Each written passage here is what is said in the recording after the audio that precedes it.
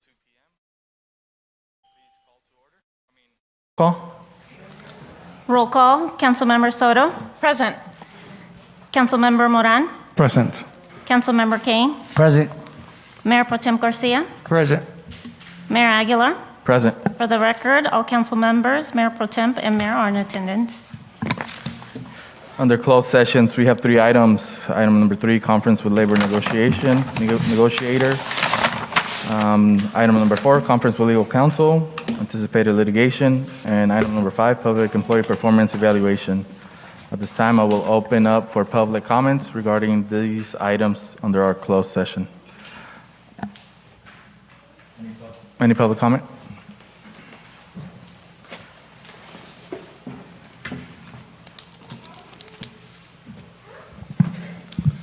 Good evening, Council. This is probably the busiest closed session I've seen. There's an old adage, be careful of what you ask for because you may get it. City wanted public participation.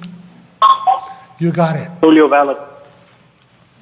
Every person here is here in support of the city manager, be it true or a rumor that you're trying to terminate a very capable city manager.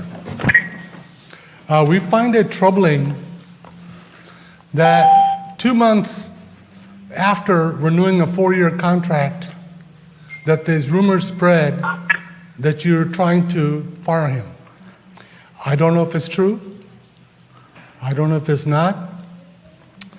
But we're here to say it better not be true because nobody out here is going to like that. I have a question for the attorney, through the chair, of course. There are only certain things that are limited that can be discussed in closed session. Is that correct? That's correct.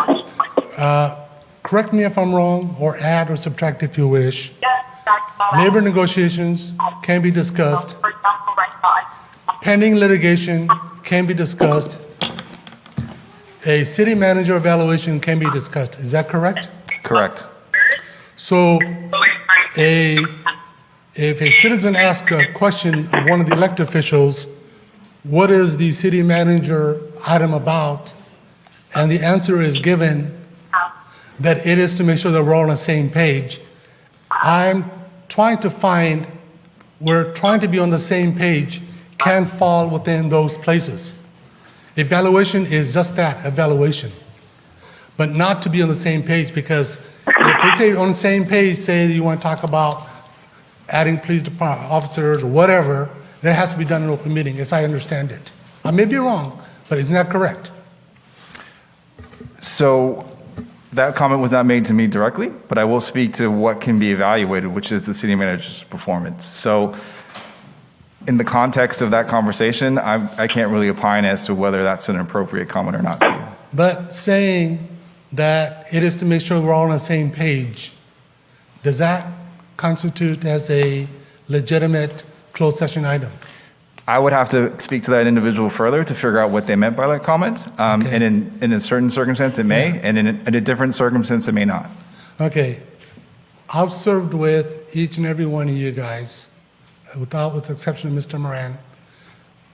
You guys know the capabilities of Mr. Ramirez. Every person has some shortcomings. Every person has strengths. Please evaluate everything together, not for personal matters and not for personnel matters. So please, let us go home, have our dinners. I want to go back and watch reruns of Green Acres. So let us do that, and just please take the politics out of the personnel. Thank you very much. Any other public comment?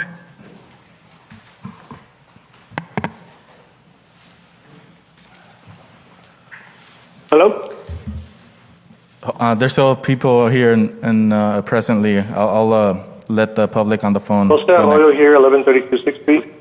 Hold on. There's somebody here presently. Got it. I understand. Thank you. Go ahead. Good evening, City Council. My name is Ana Alberto, and a lot of you guys know me. I'm involved a lot in the community through soccer. And this was the last notice for me that I just recently saw. All I can say is very simple.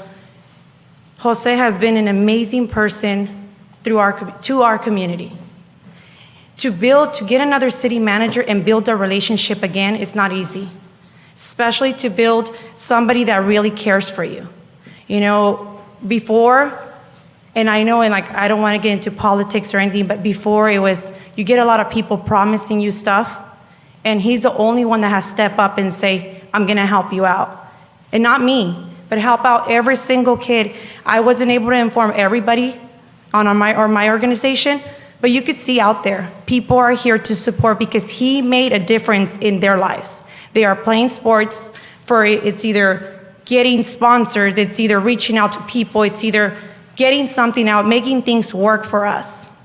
And having that taken away from us now, it's gonna, it will hurt us. It will hurt our kids. It will hurt our community. And, somebody that's made a difference in our community, I think it's something to consider. I think he is a big asset to our community and to our city. And I believe more than everything, he's a big human being. He has a big heart. And I don't think in the years that I've been around within the city, anybody has stepped up as much as he has stepped up to help. And not only me, I think I can speak up on all the organizations with soccer, because I know there's other organizations that they might not be here today, but I'm pretty sure they got support through the city manager. And I hope that he continues to be in our city, and I hope that he continues to support us as also as the city council. I know I invited several times to come out and meet our parents and talk to our parents, and I'm inviting you guys again.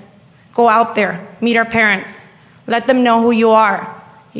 Sometimes we can't, I know we're busy, but it's just to give a relationship with our parents. So that's all I got to say. Thank you.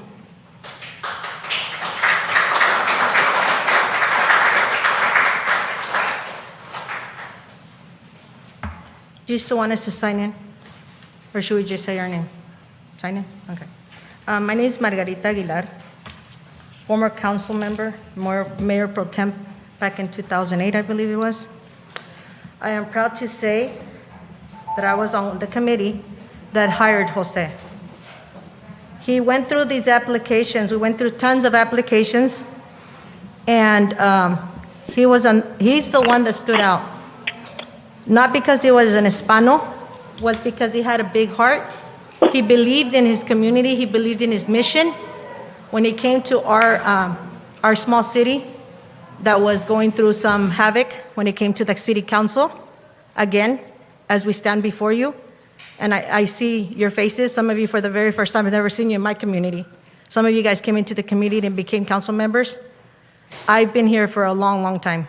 I've seen city managers come and go. I've seen council members come and go and re-sit themselves again and go through the same pace. Don't change anything.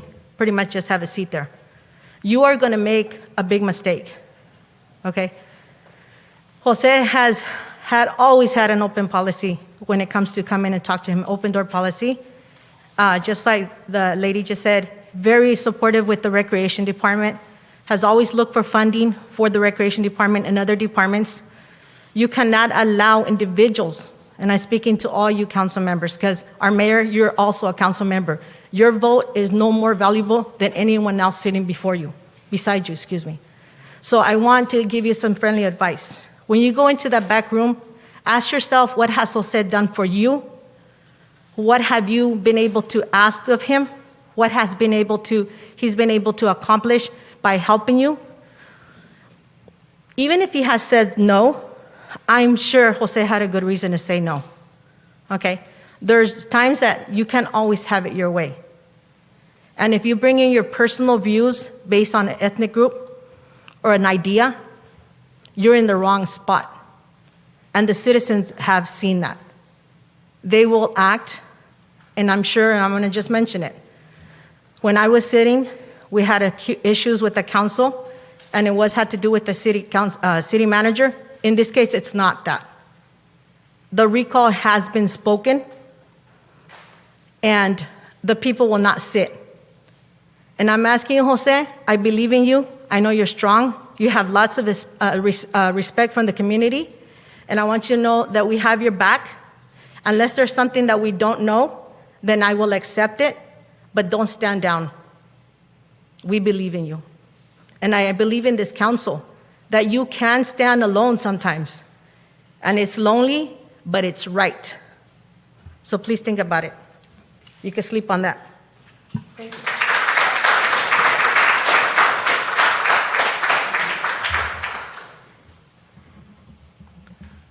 Good evening, Council. Rodrigo Espinoza. I'm here as a citizen of Livingston, former mayor and supervisor, because, I'm here also to support Jose Ramirez. I, along with Margarita Aguilar on the council, we hired Jose Ramirez, and, he's, we're not all perfect, but hey, the same thing. We all go through changes, and but I think this is coming to a point where this city is trying to back before 2010 we had a recall, and it was nasty. It was nasty all those years, and I think we brought our city into a stability mode, and now all I hear in this council is instability. I supported you, Mayor Juan Aguilar, for mayor because, people thought that you could be a good leader, and you can be a good leader. With support, I always call you as a supervisor or as a person to take the lead and bring our city, keep our stability in our city.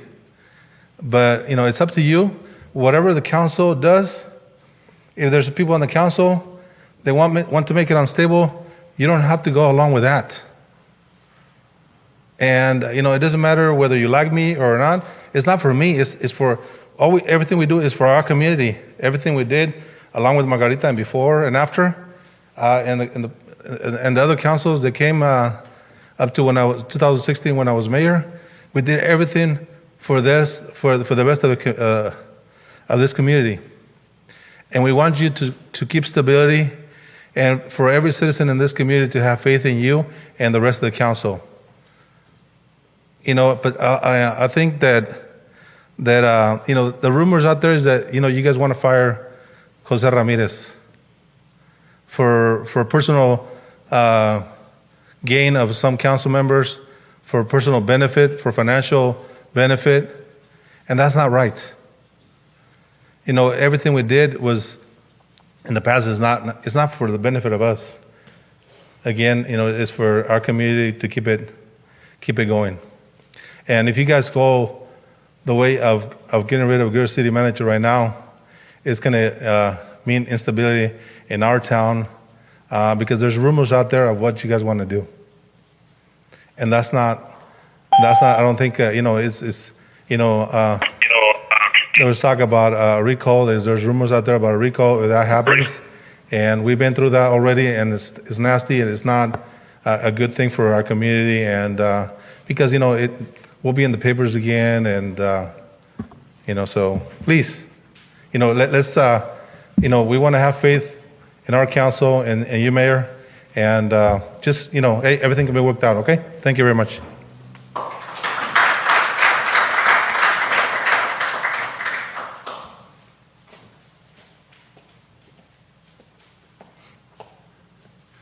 Good afternoon. My name is Mario Mendoza, a resident of Livingston, former planning commissioner and a trustee for Area 1. I'm going to piggyback on whatever everybody's saying. I support Mr. Ramirez 100%. What you guys are doing is the same thing previous councils did, and I initiated a recall. And believe me, I will do a recall again. So, and a lot of stuff will pop up, a lot of personal things, a lot of things hanging from the closet. Everybody has skeletons in their closet. and it's wrong. He's a good man, he's a good worker, and a good employer, and he's here for the community. He's not here for certain community, he's here for everybody, not just one community, certain people. So I suggest you guys do the right stuff, the right thing, and move on, because we don't want this any further. And again, I'm behind Mr. Ramirez, and again, I will initiate the recall. Thank you.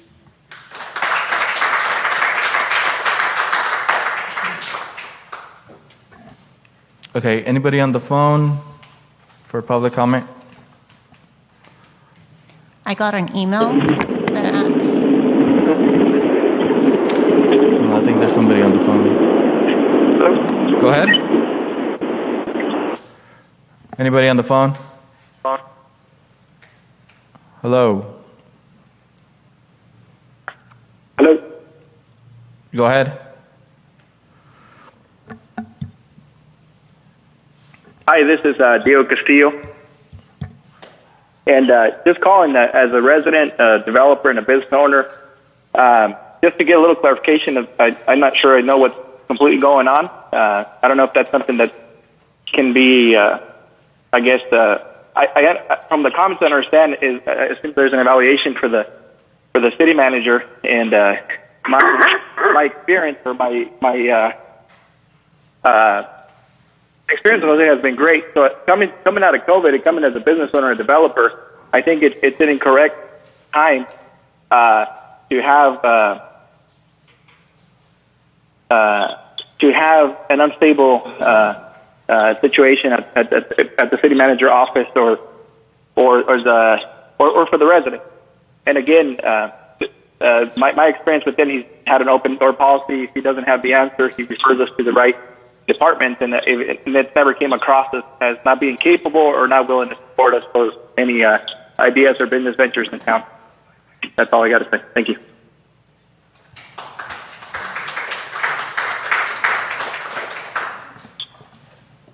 Anybody else on the phone? Hello? Hello. Go ahead. Jose Arroyo, longtime resident of this city, actually since I was a year old. I've known Jose for quite some time, including prior to his appointment to the city. And I tried to stay away from politics a little bit, but I think there's a little bit special interest going on here that I won't allude to, but I just wanted to basically state my support for him, because since he's been here, he's done so much more than every other city manager I've seen in this city. And if you think it's easy to replace them, just look around you. Look at the city of Atwater. Look at the city they have. Look at Turlock. An issue they've had. It's not easy to get a city manager that has the experience, and especially that really feels strongly for the city. And in my job, which I won't state, I work in view with a lot of cities and special districts and so on. And so I've seen how they rotate from one city to the next. And it just goes on in a recycled way. And watching like the meetings, I also see how much lack of information not only this city council has and knowledge, and the same with other cities. I mean, I could go into detail where you lack the knowledge, but I won't point it out tonight. But I think there's more here than meets the eye. And just keep in mind, the citizens vote for council people. So don't feel so secure if you decide to take the negative decision in this situation. We will remember it. And definitely remember it. We're remembering it now. I definitely will remember it now when I vote, because I know who I'm not voting for. I will state names, but there's 3 of you that aren't doing the right thing and are putting your own personal interest over the communities, and that's not correct. In fact, that's not legal. So I'll just leave it at that, and just wanted to state my support for Jose, and hope you make the right decision and reconsider and do the right thing. Thank you. Go ahead, sir. Asadullah Chowdhury, longtime resident. I just came here first meeting.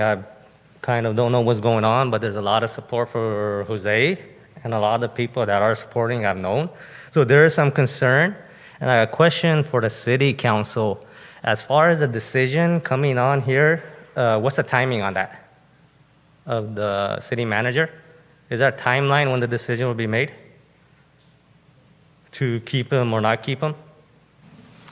So this is a performance evaluation. There's no, as far as I'm aware, any other item on the table at the moment. So as far as the citizens, do you guys have an ethics committee, ethics review? Who's in charge of that? Attorney?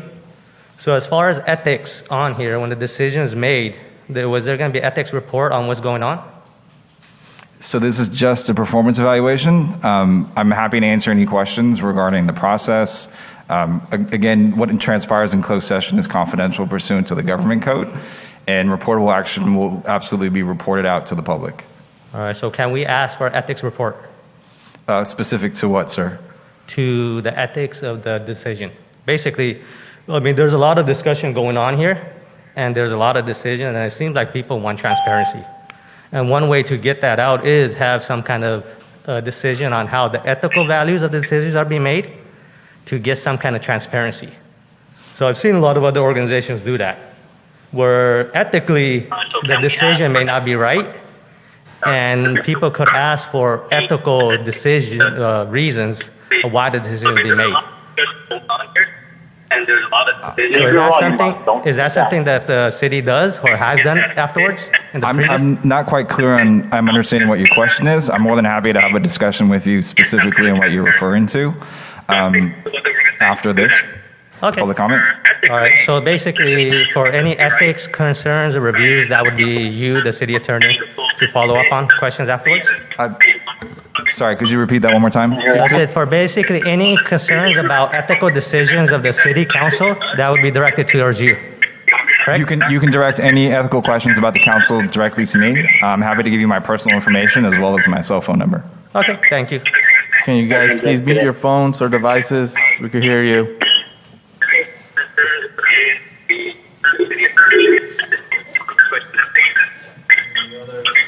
Any other public comment? I have, Yes. okay. Be last. Yes. Go ahead, on the phone. Okay. My name is, can you hear me? Yes. Okay, my name is Patricia Ramos Anderson, and this is very key and important. It's important that as newly elected officials of the City Council, and during a COVID pandemic, it has impacted the city's business, tax base, and even how to provide services directly. And what is very key is that you need to have someone that has the experience, that has gone through these types of catastrophes from the No, and also you need to make sure that you work together, but you need to respect, and he's respected by the community. He's respected by the collaborations with organizations in the state level to bring in resources to the local government, to the local area. But more important, he also has that language access and cultural awareness and bilingual. That is very much needed in a highly populated area that is not speaking, but he also works with all other diverse communities. And that is what's been key about our city manager, the current one, is that we're going through hard times, but when you need to get the job done and have the stability, the knowledge, and the history of what's been happening with past budgets, that's who you need. Because as a new board members, you will be learning, but you need to have the backbone that runs the actual organization of your city. And that is why, I'm calling in because I'm really concerned that you're going to bring in, it's like baseball. Not baseball, it's like I'm getting my car fixed. I'm a woman, okay? I'm going to have a professional expert that has experience work on my car, not have someone that is an apprentice working on the car when I need it for living, driving, and getting around and getting home. So my investment is going to be with the person that is working and has the experience that I know will get the job done and will get me to and from where I need to go and get my job done as well. And that's what your city manager is there for, is to help you also get your job done as representative, but he is the one that directs the management of the department, and that's a partnership. You always have people that disagree, and that's okay. But the bottom line is the majority of the community has benefited from our city manager's experience during the hard times, tough times, and he's here and he's committed to this city and the community. And that's what matters, one that gets the job done. Thank you. Any further public comment on the phone? Hi, Mayor and council members.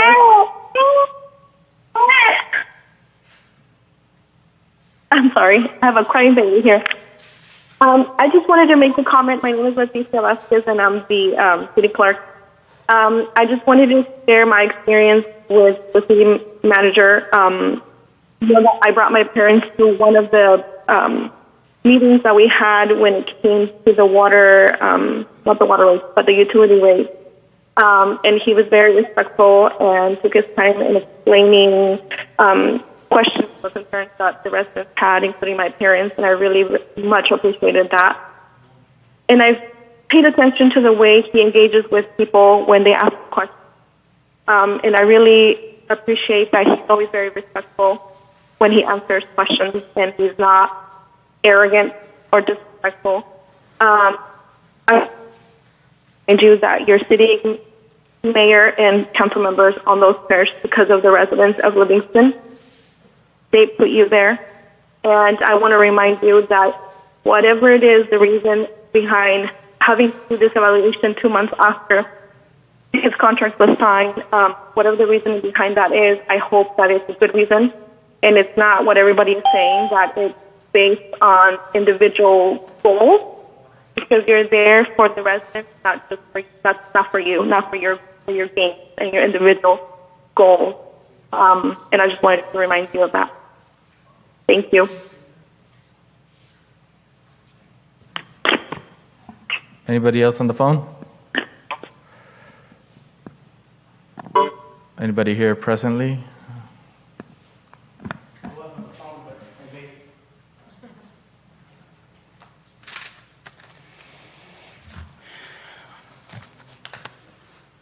So my name is Julio Valadez. First of all, I'm not good with words, with speaking, but what I do know is that Jose Antonio Ramirez has been a great asset to this community since the first time he was here. He left once, he came back. And I don't know that we want to start all over again with someone else. I hope that what is being said is not true, and this is all just politics. Because Gangandip, Jose, Juan, Raul, and Maria, I mean, you all were elected because we, the people, thought you were going to do the job that is best for the community, not for yourselves, but for the community as a whole. So I really hope that what is being said is not true and that none of you guys have a personal agenda. I hope that you paid attention to the ethics meeting or training or whatever it was, if it has anything to do with that. One of the things that you want to think about is what Jose, in the first time that he came, the city was negative. It was in the red.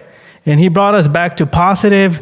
Things started getting all better with the city, and he's always looking for grants and other areas to bring money to the city, to help the city, so that we could get to the point where we were. I've heard other people on the phone, like Diego, who's a businessman. He also repeats that it's not, I don't think it's ever the right time to get rid of Jose Antonio Ramirez until he decides to retire, because I do believe that he's doing a great job for the city. He is a community person. We heard from Ana, Margarita, Grupal, Rodrigo, Mario, Diego, and sometimes some of the people that I mentioned, we didn't agree with each other, some of us. But we all do agree that Jose needs to be here. We all, even though we back here might not agree with each other, we agree and we're here to support Mr. Jose Ramirez. Every one of you needs to think of back, if you even have looked back at what he's done for the city, really please look at it. Ask him in your closed session, ask him, what have you done for the city? You guys hopefully looked back before you came to this meeting and prepared to see what positive things he has done for the city.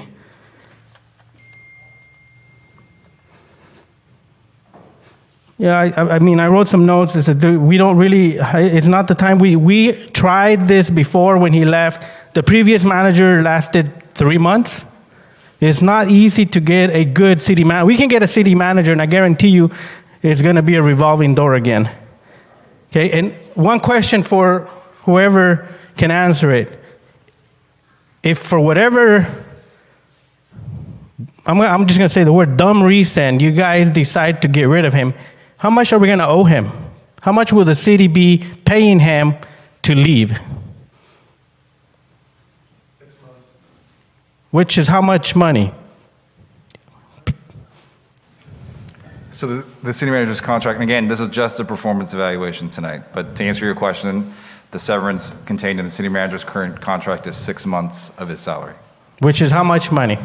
I wouldn't have that total off the hand of me right now. I could be more than happy to look it up for you after. Well, I mean, if you guys are here for a performance evaluation, and if it's really about all this, you have to be prepared with these numbers. Is that all, just 6 months of his salary? Is there other things? Do we have to pay him medical benefits? Do we have to pay him other stuff? So, okay, so last thing, again, like I said, Jose had left once before, and he came back. I can assure you that Jose, he does not need to be here. He does not need us. He's going to find something really easy. But we in Livingston need him. We really do need him. We support you, Jose.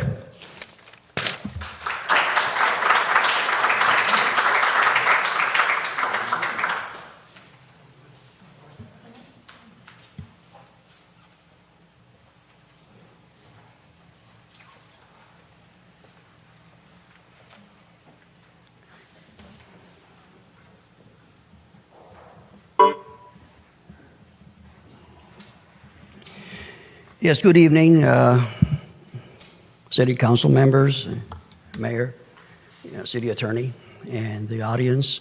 I'm Sabin Escobedo. I've been here in the community now for 40 years, and I had businesses here and some properties here on Main Street. And one of the things that to me was a little different with Mr. With our manager, Ramirez, was that as soon as the virus hit, he called my office to see if I was okay, to see what the city could do for us as a business people, as business persons. I had never had that before in the 40 years that I've been here, from a city manager calling to see if we were okay, to see what the city could do to help us. To me, they showed that he was concerned. And there are other matters that he and I have talked about, and he takes action, which is something that very few politicians do. Politicians are known for words, but no actions. And most of the times, the actions that the politicians take are usually negative. But Mr. Ramirez has really helped the community, and I'm very proud to say that he has been one of the best managers that the city has had in my 40 years that I've been here. And I don't know why the city council is trying to oust him, but one of the things that you have to consider is his involvement with the community, involvement with the business people, and almost everyone that I talk to have a favorable thing to say about Mr. Ramirez. So please consider this, and it is important when you vote with your heart. Don't vote for anything else. Don't vote for politics. We're tired of politics. We want people that are concerned not only saying it, but doing it.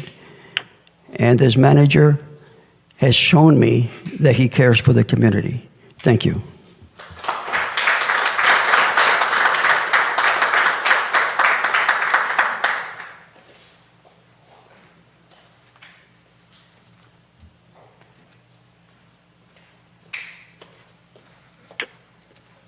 Good evening, Council, Mayor, Attorney, people in the audience.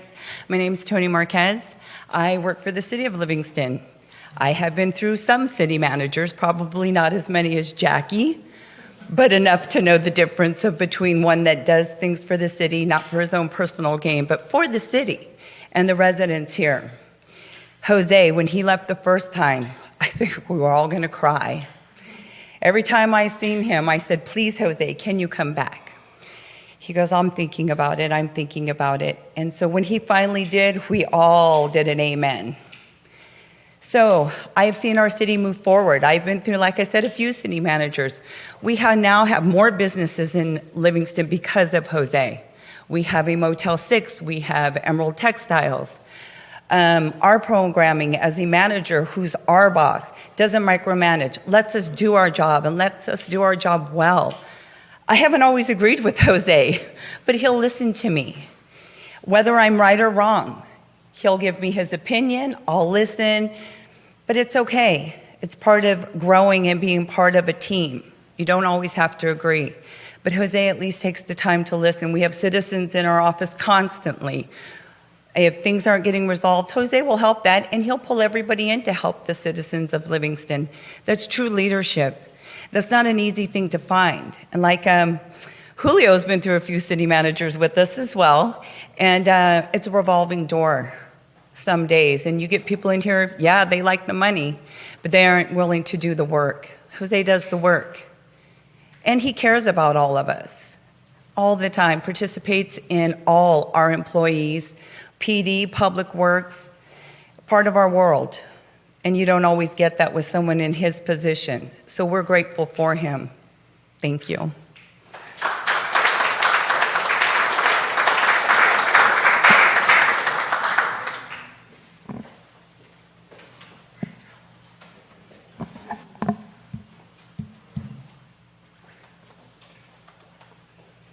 Good evening, everyone. I wasn't going to get up and speak, but my heart said otherwise. I know all of you, and I would like to feel that I know your motivations. Many of you have sat in my office, and we have talked about world hunger ideas and solving issues. And, you know, today I'm here to appeal to you on behalf of Jose. Yes, I've been here 20 years, and I've been through a number of city managers that have put staff through hell. And it's really been, you know, the thought of going through somebody else and going through their ideas and all the changes and whatever, you know, to me I'm coming to the end of my journey. And I don't want to have to fight and struggle about proving what's best for our community or how much most of our staff loves the community and wants to do what's best for them, including Jose. And so I do with all my heart believe that God has brought him here, and the only one that's going to remove him is him. And I really hope that you guys have prayed about this, that you have thought about this, you've thought about the people and what's best for our community. Thank you.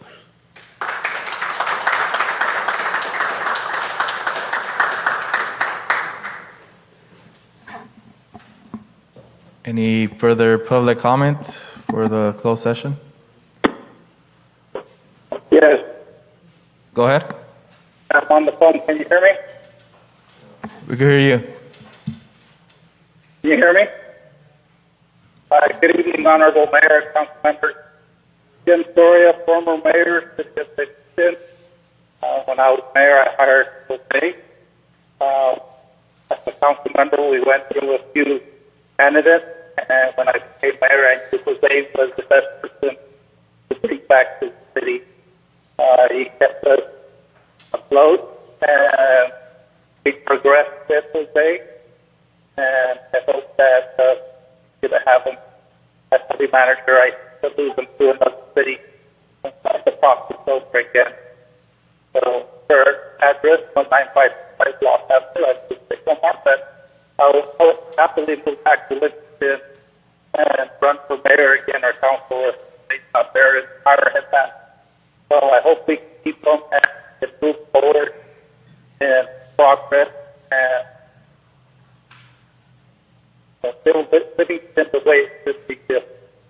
I have a lot of family and friends. Bob Wallace. And I coached there for many years. I have a lot of parents, voting parents that all voted for that. So I think that they, the city of and that we can move forward. And, we're seeing a brighter day now that he's now back and financially things. And he's a black, and he is a big pillar in the community. I come out function. So just when you think of Livingston, I'd say our city manager. But we're actually lost some people in manager.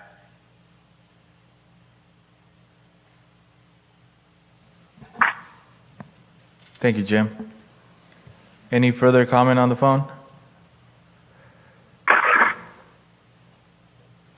Any further comment, public, present?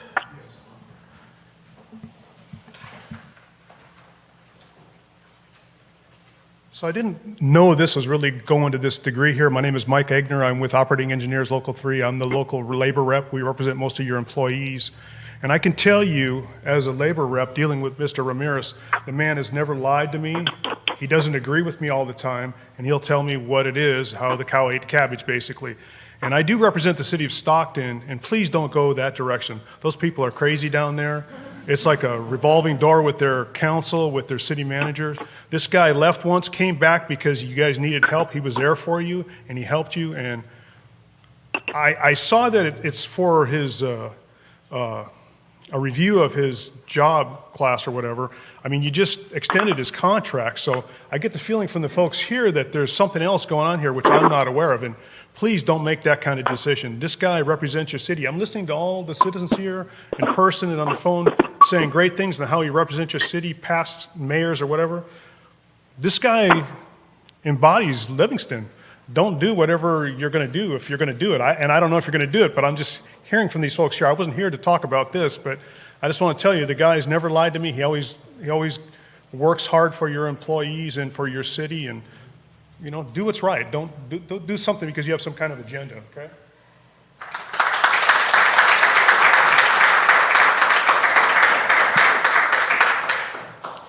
Any further comment? I got one. Let's do a charity follow-up on the one. You're right. I'm sorry. You had the opportunity to speak for your 3 minutes. 3 minutes? Yes. Well, it's a follow-up question. Should I wait for our next meeting? What's your follow? Go ahead. What's your follow-up question? The follow-up question is to the previous discussion on here. So basically, it seems like the decision is going to be made probably in a few months after performance review. Because I have some questions that have to do with construction and planning. And if the city manager does go, that is going to affect my time schedule. So as far as planning for my issues, and I'm not sure what's going on, I just walked into all of this. And the city manager has a lot to do. So my understanding is if the city manager leaves, there will be a new one. And that time frame for that should be about 4 months, the performance review. Process time frame is how long?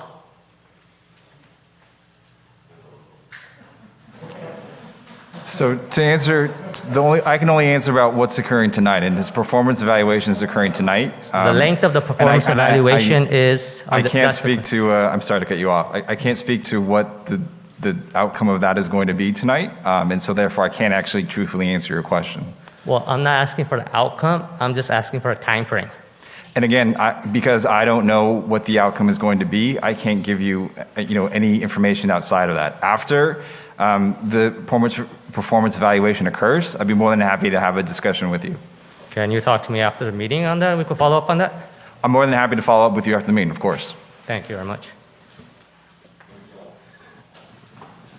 Any further comment?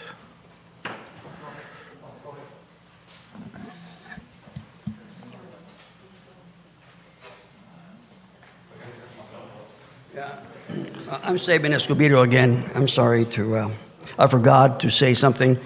That for about 25 years, I was having problems with Caltrans, being that they did not allow me to use some of the easements that belongs to my property.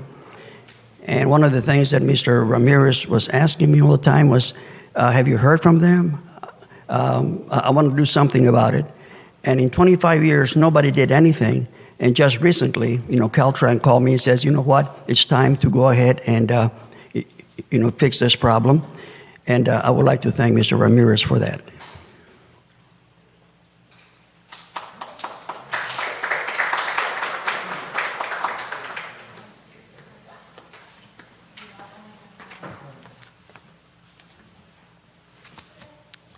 I know I already spoke, but you let one speak, you have to let everybody speak. Council, you heard from your bosses here. Everybody told you you don't need to do an evaluation anymore.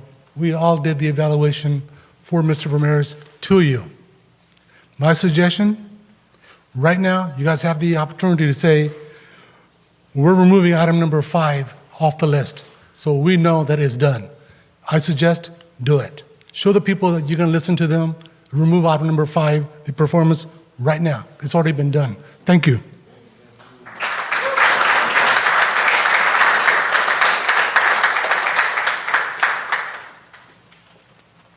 Hello, my name is Dwight Larks. I'm a person here from Livingston, California. I went to every school here, all of my upbringing, and I don't think it's appropriate that everybody's clapping and making noise and disrespecting the council and disrespecting this venue. I think people should be able to come up here, say what they want to say, and then walk out with nobody judging them or clapping louder or less. I think that's unfair. I think every voice matters. I can tell you from my own experience, being from Livingston, that the downtown looks like a total slum, and I'm going to call it a slum. You got alcohol everywhere. You got cigarettes everywhere. You got you got liquor stores everywhere, and you got the Livingston Unified School District, Union School District, controlling you guys. In my opinion, they're telling you what to think and how to do your job. I've been trying to do business with Mr. Ramirez for years, and I can't get nowhere. I got an empty building down there. You'll hear other people, you'll hear Mr. Escobedo come up and tell you how great Livingston is and how proud he is. Downtown is a slum. I'm not proud of that. I'm not proud of my town right now looking like a slum. So we have a new council. Maybe we need a new city manager. What's wrong with that? City managers, you change them out every few years. There's nothing personal about that. It's just business. So you got a new council, get a new city manager, get some new people on planning commission. And the other thing I noticed too is the Parks and Recreation Department, they do whatever they want. They sell alcohol at events and they do a bunch of other stuff, and they post pictures of their alcoholic beverages all over the internet. But they want to point the finger at somebody like me who's coming in trying to start a business, a safe business, and make downtown safer. So as far as I'm concerned, take a look at your downtown. The exits along the freeway, the downtown study tells you that all of that was going to happen anyway, without this man, without even a city manager. All that business on the exits is going to happen because it's easy pickings. So I want to know what he's done for me, that we have this empty building that we've been trying for years to do something, and nothing's been done. And there's nothing personal about him. I hear he's a great guy. So what? We're here to do business, city business. So do your evaluation.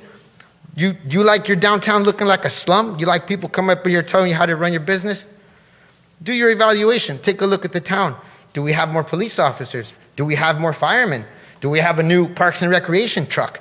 What do we have that he's done as the city manager? What has he done as the city manager that wasn't easy pickings? Thank you.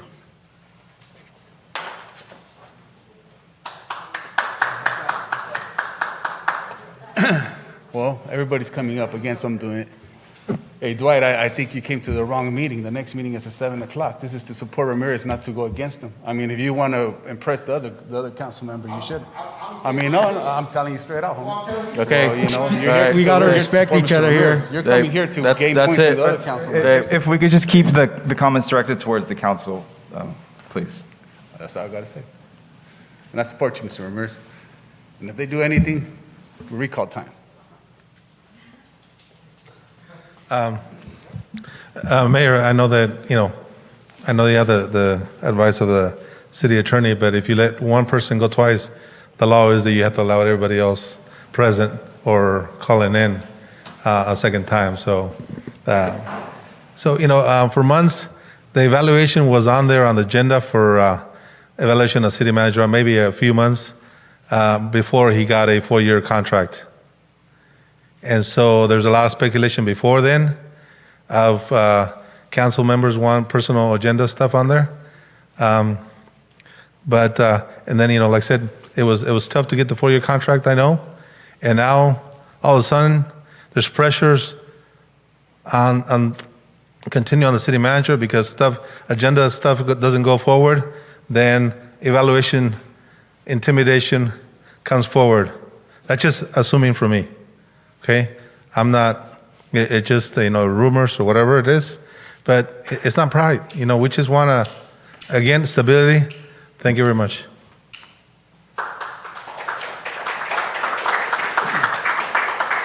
Narendra Dole. The reason I'm here today for Jose Ramirez, he's been here city manager before. It's not you just got hired him like 2 months ago. So now all of a sudden, Patricia 2 months later, you guys doing an evaluation. Anderson. He's been done so much for the city, not just for the Indian community, and also for the Mexican and everybody else. So I don't know why all of a sudden you guys bringing this up and 2 months once already signed a contract. Is it you guys doing it because it's personal reason, or there's something else behind it? Done so much for the That's city. all I want to know. I think that guy did a great job, and he should stay for his job. Thank you, guys.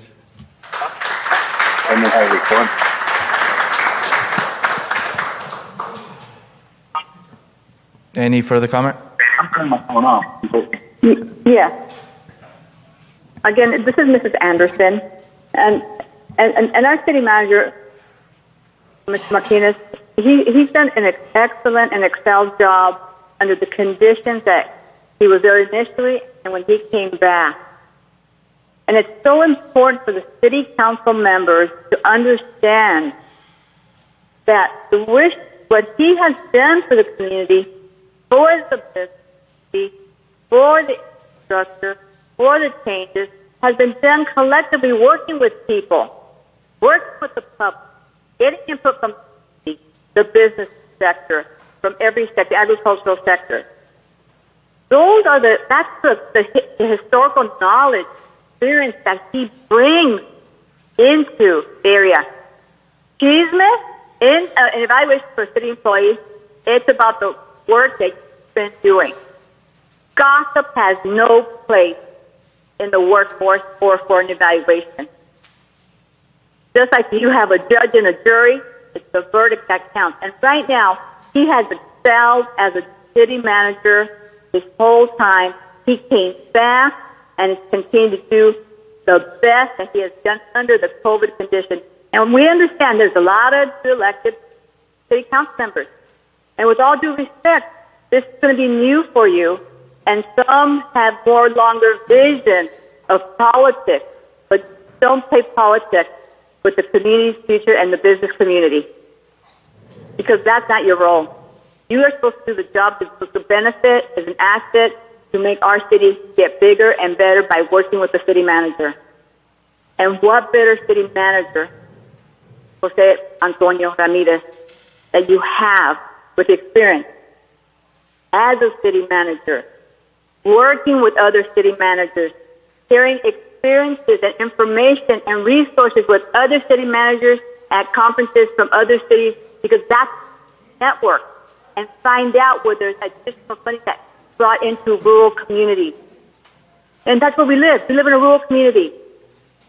Yes, we're going to have buildings that have still not gotten occupancy.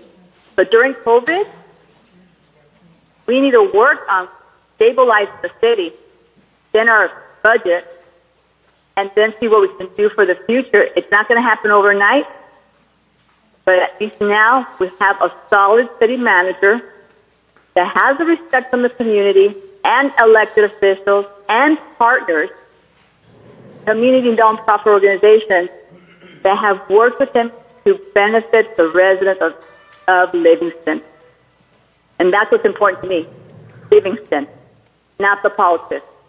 So you can make a decision, you can defer it, but he is here, and we want him to stay because he has that experience and knowledge and is willing to work with everyone. Even if you disagree, you learn to agree.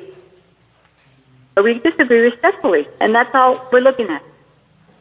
So as the young representative, it's time to learn the process and work with the city managers, that you're going to be fortunate that was one manager that was experienced. Look at the experience. Whatever the mischief, gossip, or whatever, that has nothing to do with his job performance. Because what that's called politics. People trying to undermine a person from the outside. We're going to look at that as don't waste our time, and we want to work with the leaders and the staff that we've been working with this whole time, all the city staff, because it's going to benefit our community. And we'll hold everyone responsible. Thank you. I just wanted to say, she's done, right? I just wanted to say, Maria, Juan, Jose, Moran, do the right thing, guys. I know you, Juan, Maria, you guys can do the right thing. The attorney keeps saying that it's just a performance evaluation, but it's not, because you already had that 2 months ago. So there's something else going on. Please do the right thing. You see the support from the city. And what Mario said, he called that recall, and we backed him up, and it worked. So please do the right thing, guys.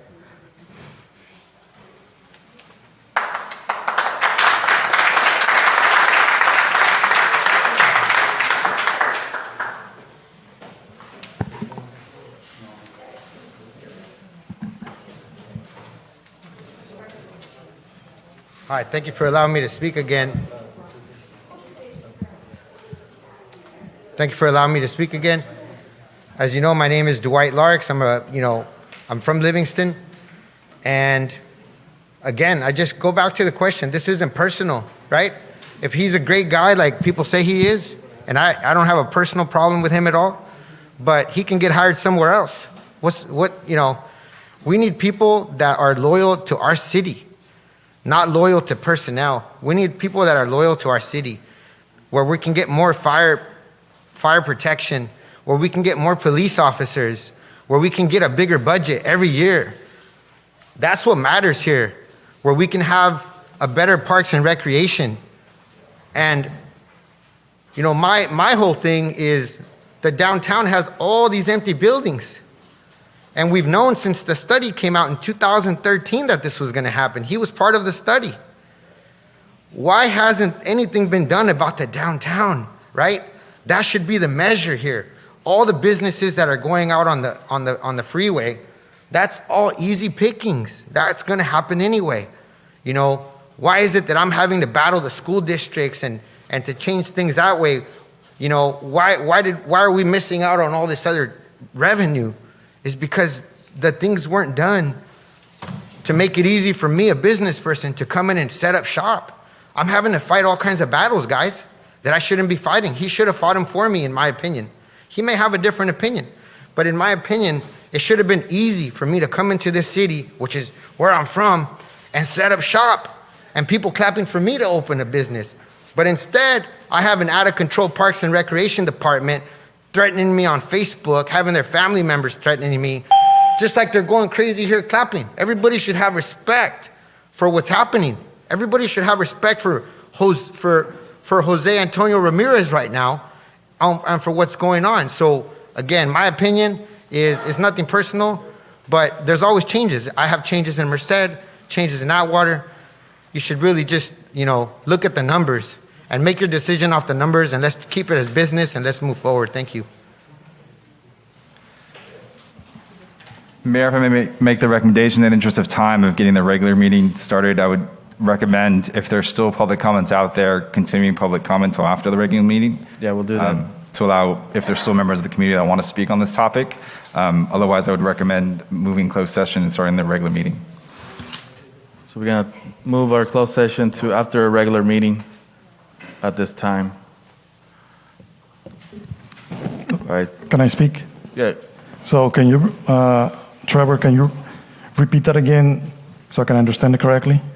So my recommendation was, if there's still public comment and members of the public that wish to speak, I don't know if there are, but I don't want to speak on behalf of them, was keeping public comment open till after the regular meeting. That way we can conduct the regular meeting, have the public comment for the closed session, and then go into closed session. So if I'm understanding this correctly, you're recommending to move the closed session public comments until at the end of the night to continue into closed session. Or we could, that was a suggestion, or we can continue public comment on this item. At this time, I would just rather continue the public comment, and I know it could be a lengthy meeting, and to make people wait on their comments, I'd rather just hear everybody that wants to speak. Thank you. Go ahead. Is this? No, we're going to continue hearing our public comments for a closed session. Sorry about that. Good evening, everybody. Is this still on the cannabis subject? No. This is regarding public comment from our closed session. Oh, okay, sorry. I'll be back when it's the cannabis. I'm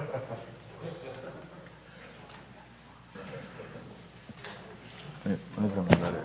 I'm just going to hear if anybody has to say anything. I'm just going to let it go. Any further public comment? Yes, I'm back, Margarita Aguilar. I just wanted to add, for those who come up and feel very knowledgeable what a city manager has to deal with, and they're asking, we need another fire department, more firefighters, we need to upgrade the police department, the recreation, and they come with all these different departments. Well, a little information is called the budget. So if the budget's not met, there has to be cuts, and not everyone likes cuts. So the budget is very important in order for our community and our city to continue progressing, whether it's a new business.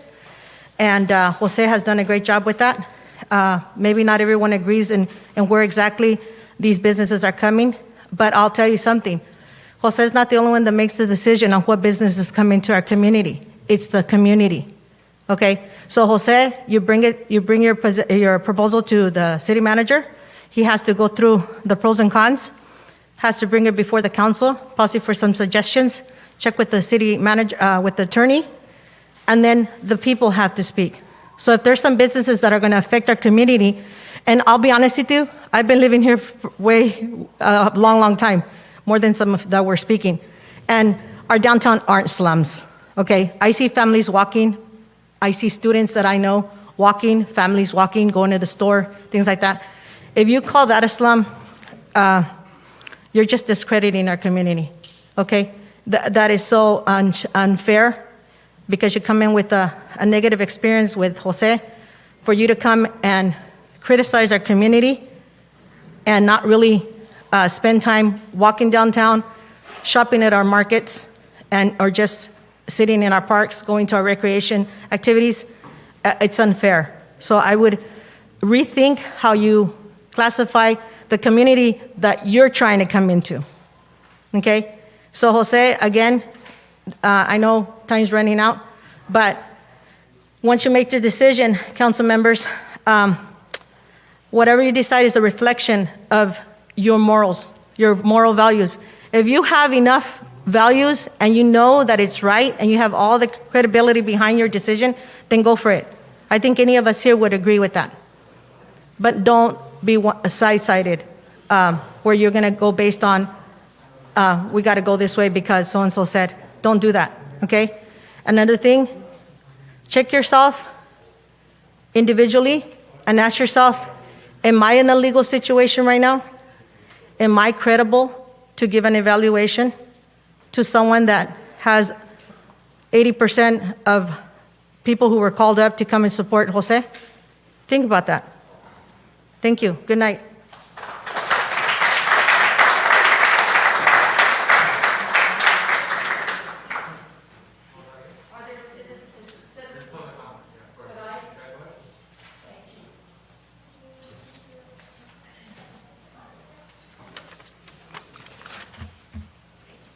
Good evening. I'm Barbara Babs Ratzlaff, 1458 Main Street in Livingston. And I'd like to, I've lived in Livingston for about 75 years, and I know I don't look that old, but I am. Have seen a lot of changes, some good, some bad. It's always a pleasure to address the new council. You know, the city is your responsibility, and hopefully you're aware of that. Juan and Jose, I'd like to thank for their date happenings. It's nice to see some Livingston stuff on Facebook. The Livingston Museum, which I don't know if you know, I'm the president, and you've received the newsletter, excuse me, and it should be opening soon, hopefully, but with this flu thing, it's... Anyway, I've seen many city managers in the past, and some before you were born. As a young person, I remember Robin Corbett that was around when my dad was on the council, and also my husband, and also me. I guess that's been in the blood for a while. City managers come and go, but Jose has been, in my opinion, the very best one. This may be some things that may come up and hope you will deal with them. Please think long and hard, because I think Jose has done a good job for Livingston, and he's very supportive in things. And I just want to thank you all. Gagan Deep, I don't know if you remember me. You were in school and I worked there. So you watch out. Anyway, thank you very much.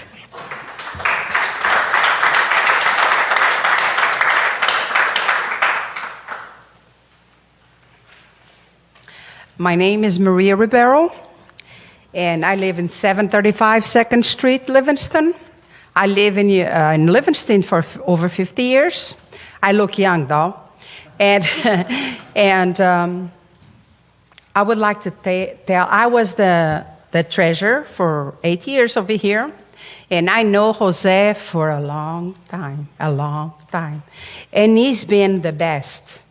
I mean, he's the guy that should be there. And I would like to know who put that on the agenda, if it's possible for you guys to tell me. We want to know. Who put it on the agenda? Come on, don't be shy.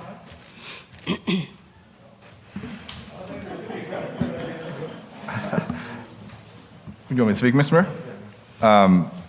You're asking if I put it on the agenda or who put it? Who? I didn't say which was who. It's up to the council to disclose to you whether they want to disclose who or which to put it on the agenda. Okay. Did they can answer him that question? You want to know, Council? You want to know who put it on the agenda? Yeah, I would like to know. I worked for the city 8 years, and I had a brother that worked for here almost 12. So I've been with Jose a long, Excuse me, if you want to know the truth, I put it on the agenda.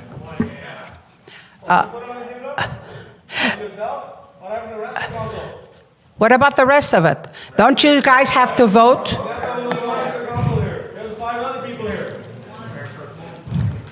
Yeah, when people bring up concerns or anything like that on agenda, I allow it for discussion, for transparency, okay. So I said it was fine to put it on the agenda.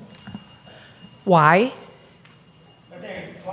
I think Can you tell me why? Because he's been a good manager, a very good. Like I said, I live here for over 50 years, and I work for the city 8 years. My family, Tony Silva, work quite a bit and is really involved. He's not around here. That I called some of them, my friends, the Portuguese, that they know Jose very well, and he's doing a heck of a good job. And I think the public you have to hear the public, because we're the city. I know I respect all of you with all my heart, but we are the city. And if we're happy with somebody like Jose, I think you guys should be very generous and think about it twice or 3 times. Good night.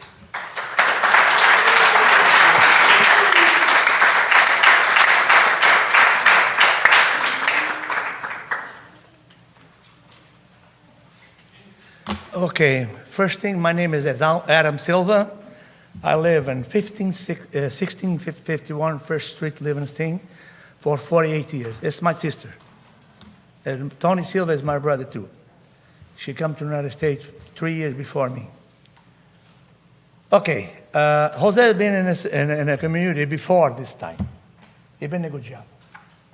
Then they go after them to bring him in again. And why they get and you had kick him out again? Why? That's the question. Why?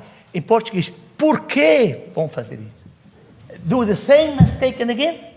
Boy, I'm sorry to use the word. My English is not too good. Sometimes I get nervous. That's stupid.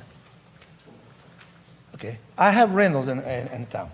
And I have rentals off the town. In Livingston, I don't have that problems. You're not giving me favors. Don't guys think wrong. You're not giving me a favor. You get me the right things.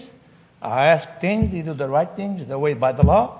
No problem. No favors. Because a lot of people like favors. And the neighbors, the cousins, because a lot of communities here have too many cousins. And then that thing. So I agree. My vote as Jose keep going and do the job they've been doing. They've been doing fine. And I apologize my English. And thank you very much.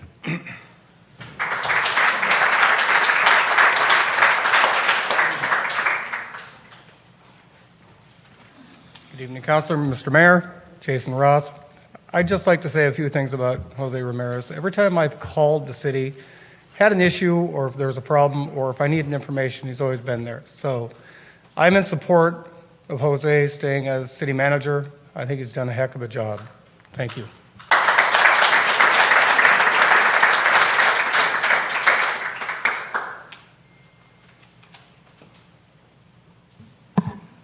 Any further public comment?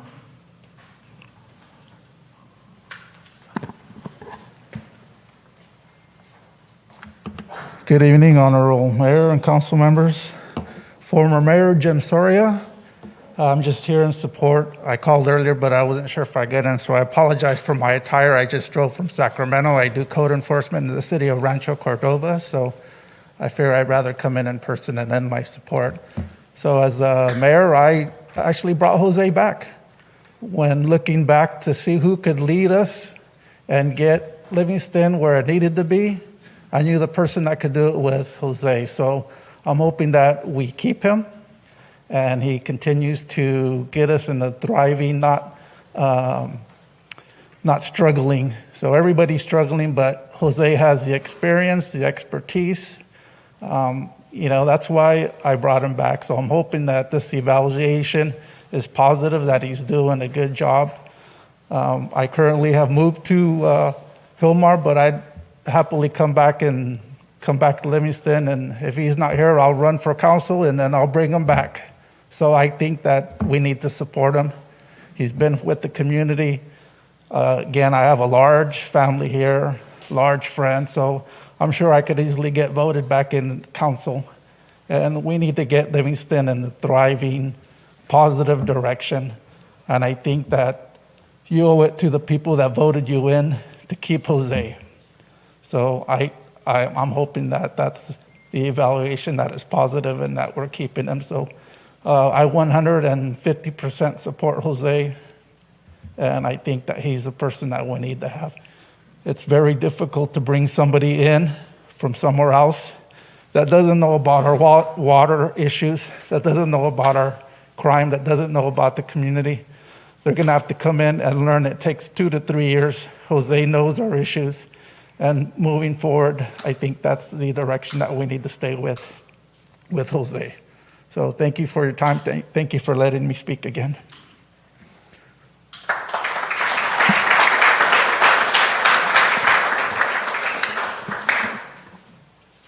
Any further public comment?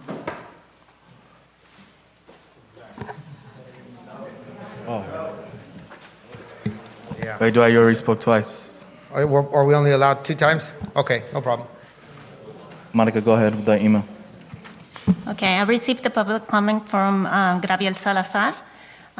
So it says, I'm a resident from Livingston and I am supportive of the performance of Mr. Ramirez as city manager. It is frustrating and disappointing to see this item up for discussion when only 2 months ago, on February 2nd, 2021, Mr. Ramirez's contract as city manager was extended on a vote of 4-0 for a term of 4 years.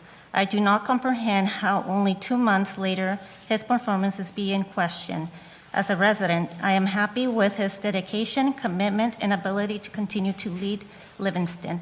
This is evident through his work, relationship, connections, and new opportunities that came about. Under his such as ACE Train, new affordable housing opportunities, new relationships with UC Merced, grant opportunities, etc. These are some examples with him working with dedication and public-minded council members, more great opportunities can and will develop. I also very much appreciate the communication and transparency in informing residents and community members about COVID-19, water challenges, etc. These examples reflect his dedication, professionalism to our community. Losing him and any actions in that direction would be catastrophic, short-sighted, and inconsiderate of our residents and cause instability in our town and community. I strongly support his continuation as city manager. I hope you all, as leaders, think about the betterment of your community first and foremost. Thank you, Monica. Any further comment? Okay, at this time, we're going to go ahead and close public comment, and we're going to go into our regular meeting. Obviously, we don't have time to go into actual closed session, but we'll continue it after our regular meeting. So at this time, I'll call the order to our regular meeting, which is April 20th, 2021, and it's 7:20 p.m. Could you guys please stand for the Pledge of Allegiance?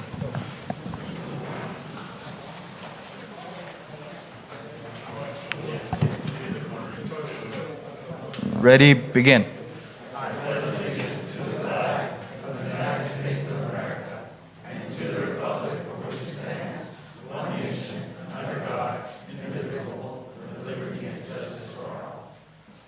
Can you guys please remain standing for a moment of silence for our first responders and military members?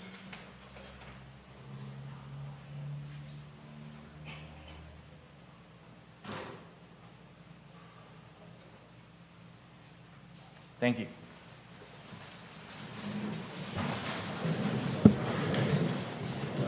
Monica, could we get roll call, please? Roll call. Councilmember Soto? Present. Councilmember Moran? Present. Councilmember Kane? Present. Mayor Pro Tem Garcia? Present. Mayor Aguilar? Present. For the record, council members, Mayor Pro Tem and Mayor are in attendance. In regards to closed session announcements, as stated previously, we're going to go into closed session after our regular meeting. So, council, any changes to the agenda?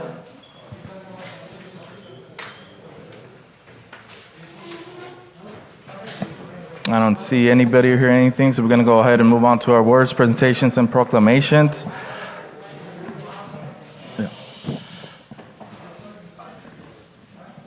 Could you please keep it down to continue on with our meeting? Appreciate it, please.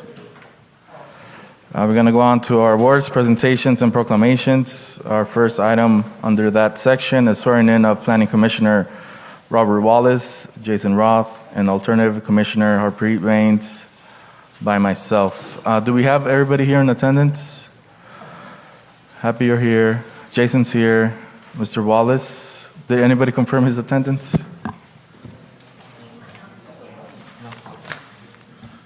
Okay, we'll go on. Who wants to go first?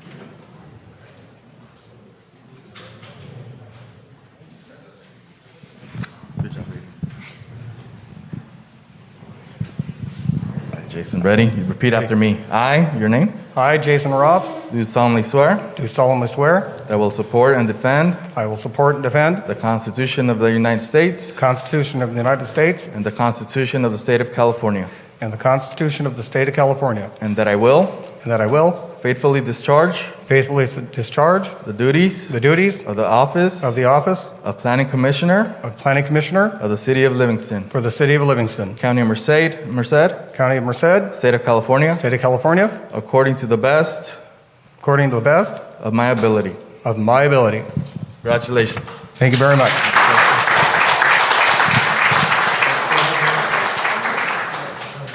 Oh, Jason, you sign this, please.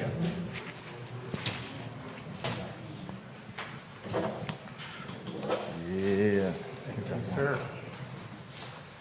Thank you, Monica. I'll sign it together. Come on, buddy. Doesn't matter. Pick it up. It's up to you. It's fine. Okay, sir, raise your right hand and repeat after me, okay? I, your name? I, Harpreet Bains, Do solemnly swear do solemnly swear that I will support that I will support and defend and defend the Constitution of the United States the Constitution of the United States and the Constitution of the State of California, and the Constitution of the State of California, and that I will faithfully discharge the duties of the office of Alternate Planning Commissioner of the City of Livingston, County of Merced, State of California, according to the best of my ability. Congratulations. Awesome. Thank you.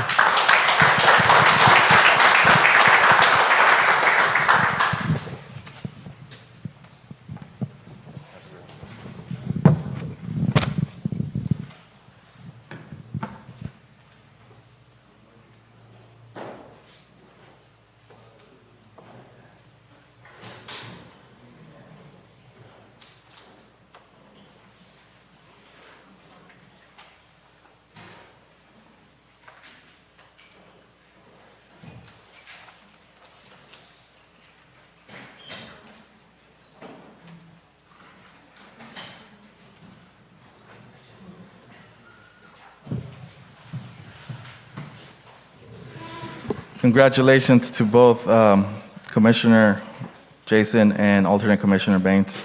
Mr. Robert Wallace wasn't able to attend today's meeting, but we'll get together, definitely do the swearing. Section 2 under word presentation and proclamation is proclamation condemning and combating racism, xenophobia, and intolerance against Asian Americans and Pacific Islanders.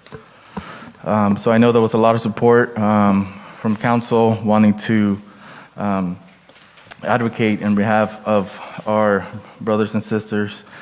And I'm going to go ahead and just read the proclamation out loud. Whereas the City of Livingston's support of inclusion and belonging for people of all races, national origins, ethnicities is critical to guaranteeing the safety and security of all.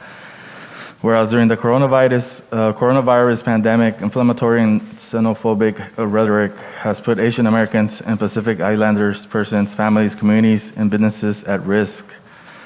Whereas the AAPI communities are immensely diverse, consisting of multiple ethnicities, hundreds of languages and dialects, wide-ranging socioeconomic characteristics, and distinct immigration patterns. And whereas AAPI persons have always been an important part of our civic community, having made substantial contributions towards making the city and the nation more secure throughout its history, and most recently in regard to frontline work during COVID-19 pandemic, involving upward of 2 million AAPIs in healthcare, law enforcement, and other first responder roles, transportation, supermarkets, and in other essential roles. And whereas the city will work to combat racism, xenophobia, and intolerance against all races and ethnicities, including AAPIs, to ensure that all members of the city's community, no matter their background, the language they speak, or their religious beliefs, are treated with dignity and respect. Now, therefore, the City of Livingston Council hereby proclaims as follows: the city denounces xenophobia and anti-AAPI sentiment and condemns harmful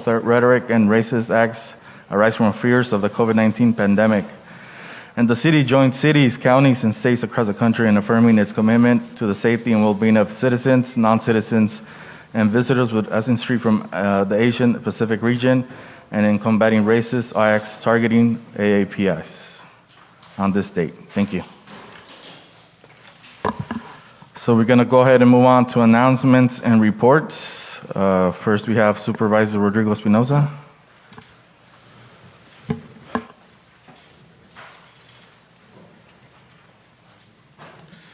Good evening, Council. Well, first of all, I have a flyer that I got from MCAG, and it shows where all the funds from Measure V have spent around the county. So I'm going to leave it here for the county and for the city, and so that way, in case the council wants to look at it, and somebody from the public wants to look at it as well. We had a meeting last week with MCAG, and I know the mayor was there. Thank you for the support, Mayor. So last week last Wednesday I had a town hall and just gave the public a little bit update about what we've been doing the last year. And I know that it hasn't been easy for the public and dealing with the pandemic, but and also my heart goes out to all the people that lost a loved one with the virus. Also, the county is going through its redistricting. And I'm just going to, for people that don't know about redistricting, I'm going to read a little bit about what's going to be on the agenda next week on Tuesday. It says, every 10 years, local governments use new data from the United States Census to redraw their district lines to reflect how local populations have changed. Redistricting is the regular process of adjusting the boundaries of voting districts in accordance with the population shifts. Districts must be redrawn so that each district is substantially equal in population. This process is important in ensuring that each supervisor represents about the same number of constituents. All district lines must be reviewed to meet strict requirements for population, equality, and voting rights protections. In Merced County, the Board of Supervisors is responsible for drawing supervisorial districts based on U.S. Census data and input from Merced County residents. So today I had an update from a CEO, and of course, the state is behind in issuing the data to all the counties across, I don't know if it was the federal government or the state, but to the whole country. So they're behind, but by the end of this year, by December 15, the Board of Supervisors will have to vote by law to the deadline to vote on all the redistricting of all the districts in our county, especially in the county supervisors, but also I know the school districts, college districts, they're all doing their own, and they have to redraw their own district lines, whether it's schools or colleges or high schools and elementary schools. So they're going to go through that process. I know Livingston is not divided in districts yet, so maybe one day but that's up to the council. And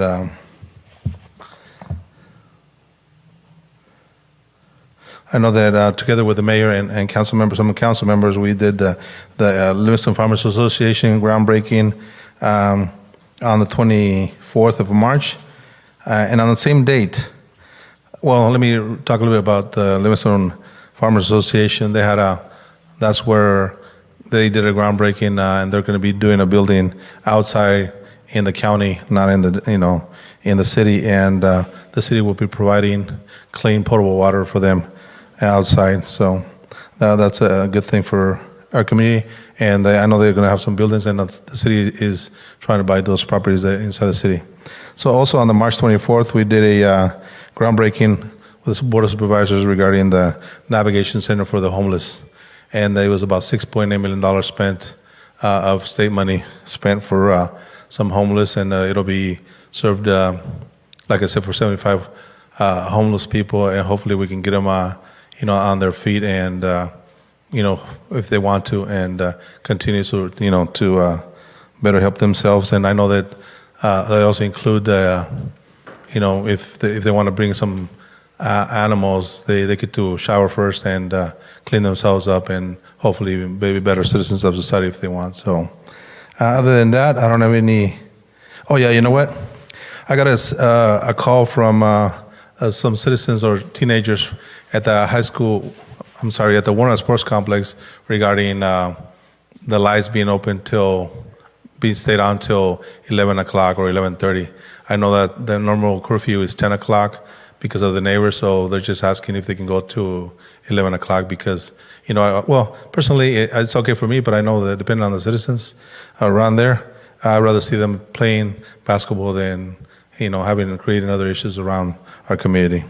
Also, for the last couple of years, I've been addressed it to Police Chief Ruben Chavez and now to Chris Soria as well about the constant issues with traffic and racing cars constantly on Park Street and 8th Street. Every weekend is the same thing, and nothing. I know that sometimes the officers go out there and they cite people, but it continues to be a problem after years and years. And concerns from residents that live there, they've called me regarding fear for their kids to be run over and get killed. So we don't want to lose anybody, so have fatalities. And so I would ask that police department do a little bit more on surveillance around Park and 8th. So appreciate that. So any other questions from me or from the public? Be glad if I could answer. I have a quick question for you regarding the Homeless Navigation Center. What's the process to refer somebody there? And obviously we have some individuals here, like behind Liberty Market, around that area. What's the process to refer them or have them assessed in regards to that navigation center? Well, I know that the intake, I don't know where exactly the intake is right now, but it was open right away. And I don't know what capacity it's in right now, if it's full already. I'm pretty sure with a lot of homeless there, but I'll be happy to find out, if it's full and what requirements there is to go there. So by next meeting, I'll be happy to answer. Yeah, I believe we got word that it wasn't to capacity yet, or it wasn't full. And I know if it's a temporary thing and they support permanent housing, so I mean, probably opportunity for them, people to be going in there regularly. It'll be good for law enforcement to get those resources. If you could have somebody reach out to us from the county, to Jose or the chief, anybody, please, appreciate it. Okay, and I know, just to mention that, just south of there on B Street and from where the Navigation Center is, there's about 70 to 100 apartments being built, affordable also too. I wasn't too happy about it, but I'd rather see the apartments being built instead of being an empty lot.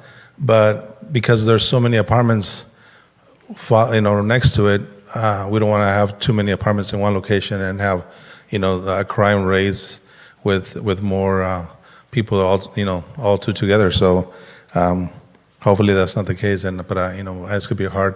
But I know they're going to be enhancing doing improvements on the road on B Street next to the cemetery in Merced there. So, at least that's going to, aesthetically, it'll be a lot more pleasing. So, any questions from the public? Jose, you have? Any questions? Go ahead.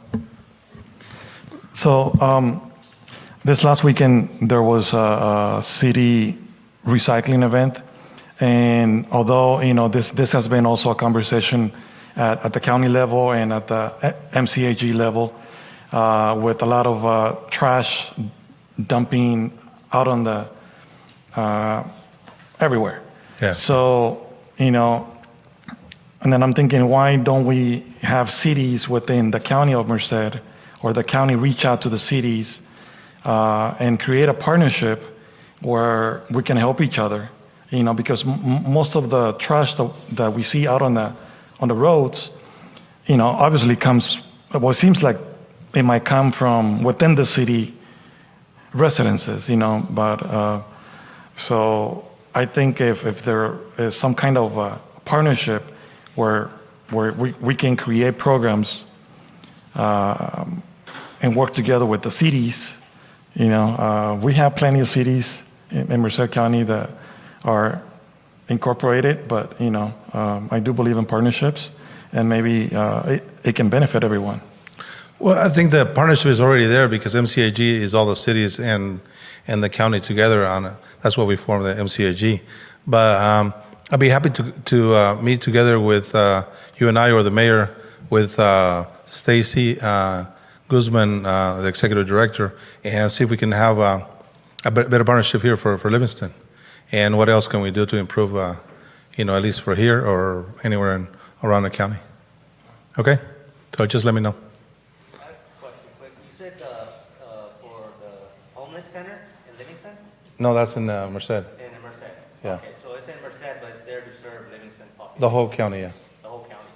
So when the homeless come here and they physically are about 15 miles away, how do they serve Livingston?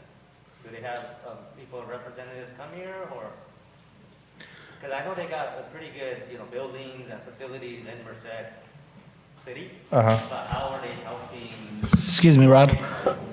Well, I guess they can be referred by the city over there to the navigation center. So it just depends on whether the police department has issues with them. They can contact the navigation center or let the homeless know that the navigation's over there, and then they can always be escorted over there, or just tell them, get a pass from the bus over there. And the navigation center, is it also? Excuse me. Yeah, the Merced County Hey, Navigation Rod, Center. if he has a question, can he come up here? Because people at home can't hear it. Oh, that's right. I'm sorry. Thank you. Totally forgot about it. Yeah, I was just asking for. Yeah. Go ahead. My name is Asudullah Chowdhury. I was just asking how the navigation center in Merced works with Livingston. And I guess the question is, the clarification is, if there's homeless in Livingston, they should be referred to the navigation center in Merced, and they would come and help, is what my understanding is, if there's homeless and the way that the city is helping them. I was just clarifying on that. Well, I don't think they would come over here. It'd be, they would be, if they want to, because I know a lot of times they don't want to go. So you can't force people inside there, especially since it's only for 75 people and we have probably a few thousand in the whole county. So, okay. Thank you very much. Any other questions? Thank you. Thank you. Gonna go ahead and move on to our city staff announcements and reports. Jose, you have anybody today? Identifying, please. Yes, we have our police chief, Chris Soria.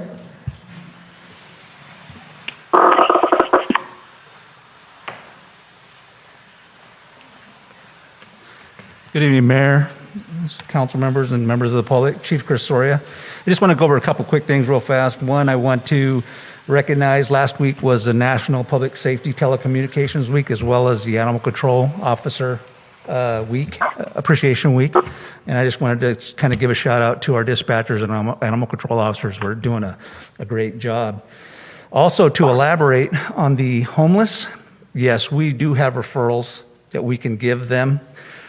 And we've actually taken some, I don't think it was actually the new shelter, but other places. It's unfortunate that a lot of them, they end up back here. They will go there for a while and then they'll come right back because most of them have probably lived here most of their lives. So they'll stay down there for a very short period of time and then they'll come right back. But we are aware of the the resources. Also, I do believe from time to time, the county does come out and they do make the rounds and actually talk to these individuals as well. Thank you, Chief. No questions? Any questions, Council? No public? Thank you. I think that's it on staff. I don't think there's anything else. Jackie, did you want to? Yes, go ahead.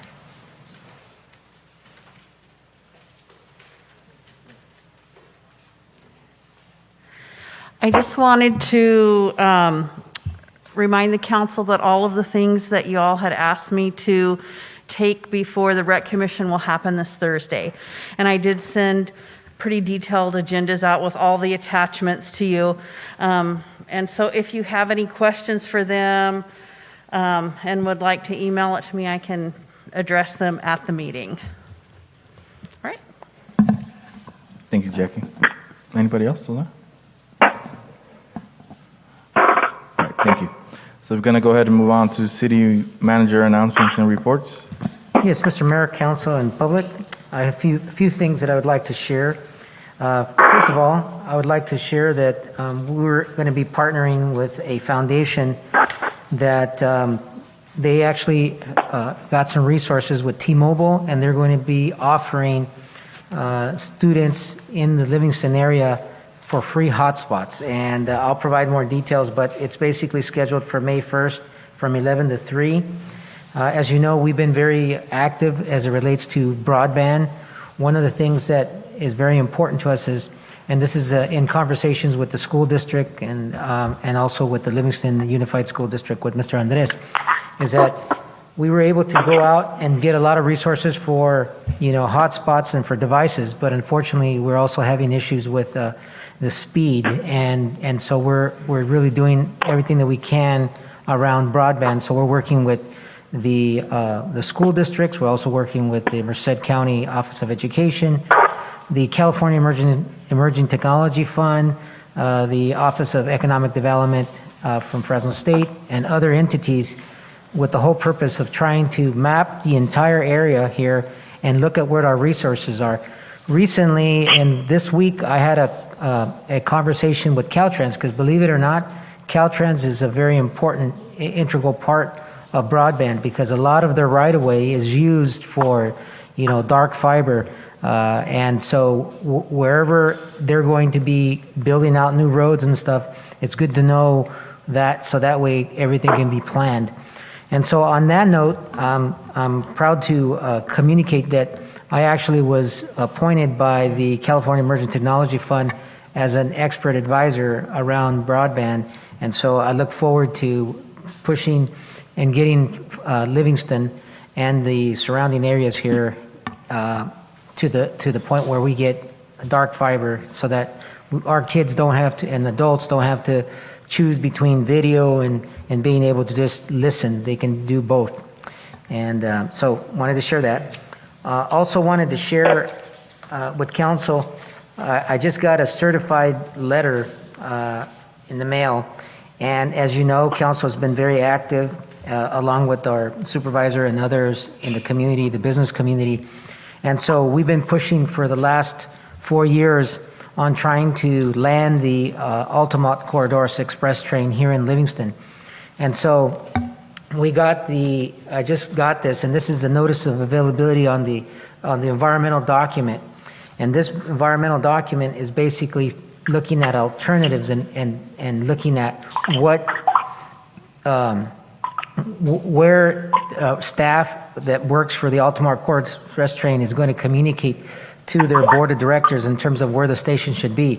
And I'm really happy to say, Mayor, that in reading this, again, this is not final, but in reading this document, basically Livingston is looked at as a preferred alternative to the stoppage. So so that means that we still have to work hard to make sure that in the next few months, when the board decides to make the decision, that we continue to encourage them in making the case that Livingston is the one that the staff is recommending is where it should be, and that's going to be a game changer for our downtown because that's going to energize our downtown in many aspects. And we're going to be able to have carpooling. Different people are going to come here to go north, to go south. And so you guys should be proud of yourself because this is a big achievement up to now. And I have no doubt in my mind that the board, if we do our homework, will definitely stamp the seal of approval and have the Altamont Corridor Express train stop here in Livingston. And that's all I have to report. Thank you very much. Thank you, sir. Any questions for the city manager, council? Any questions, public, for the city manager? Okay, we're going to go ahead and move on to city council members' announcements and reports. Councilmember Gagandi Gang. Yeah, today I attended a mosquito abatement meeting, and they are fully staffed right now because usually in the wintertime they go part-time. So if you guys start seeing mosquitoes, please give them a call at 209-722-1527. Thank you. Thank you, sir, for that information. I know I've seen a lot of people contacting me regarding mosquito issues or problems. Is there any way City Hall's social media could put up that information? Yes. Please? Or even like in the utility bills as a mailer, for them to contact, when they're contacted, they do come and spray, correct? They do spraying and all that good stuff? Yes. Thank you. Councilmember Jose Moran? Thank you, Mr. Mayor. So I just want to start with this last Saturday, there was as I mentioned earlier, there was a recycling event here in the city of Livingston, organized by the city, but more by the Public Works Department. It was amazing. I honestly was not expecting to see such a turnout. I was only planning to be there for 20 minutes, half an hour, and kind of see what was going on. I ended up spending almost 3 hours there and then also I ended up directing traffic and kind of helping out because it just got big. But it was great, So that works. There's definitely a need for more of this type of events, recycling. And then also I had an opportunity to participate at another vaccine clinic in Atwater on Saturday as well. Also, I was able to participate at the Water Basin Committee for the first time. I was elected from the city of Livingston, actually not from the city of Livingston, but within the county to be part of that committee. Very informative, and in the future I'll be bringing in more information. Also, I'm very happy to announce that this coming Friday and on Monday, April 23rd and 26th, they will have 2 vaccine clinics here in Livingston at the middle school. So this is going to be this Friday and Monday from 4 to 8 p.m. And it's going to be for everyone that is 16 years and older. So what that means is that high school kids that are 16 years and older can participate. Make sure you look at social media. Look at the social media from the city and from the Livingston Union School District. Right now, there are 500 vaccines available for each day, but if there's a need, there are more available. So it's this Friday, the 23rd, and Monday, the 26th.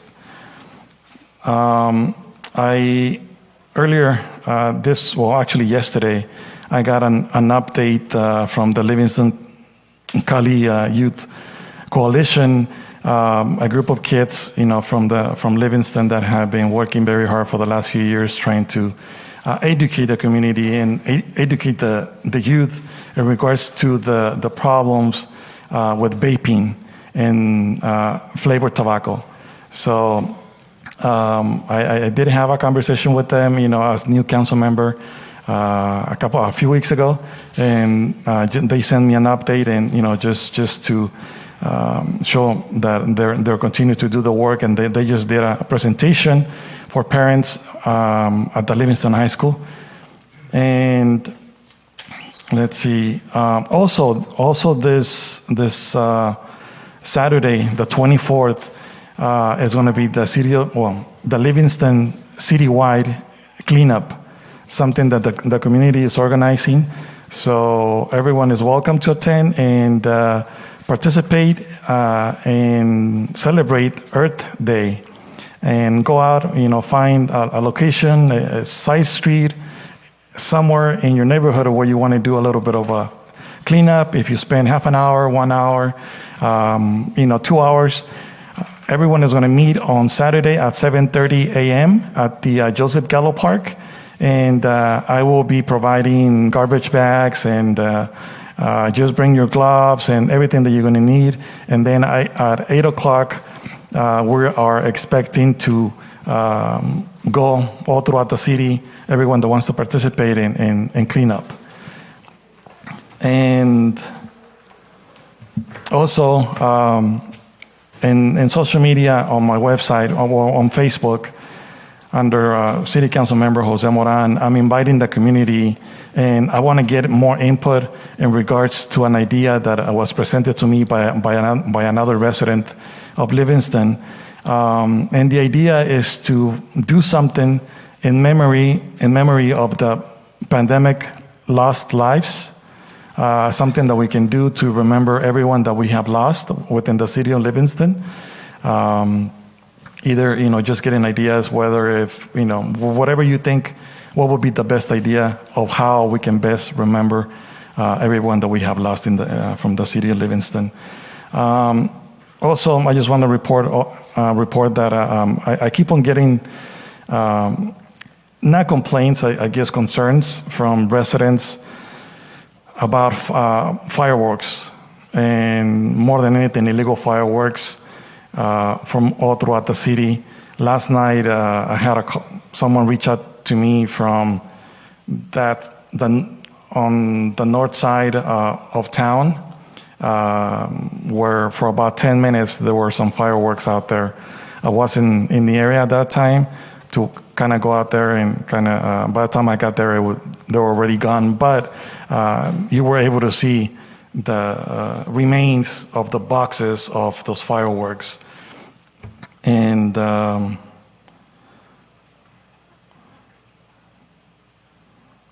so let's see. And that's it for now. Thank you. Councilwoman Maria Soto.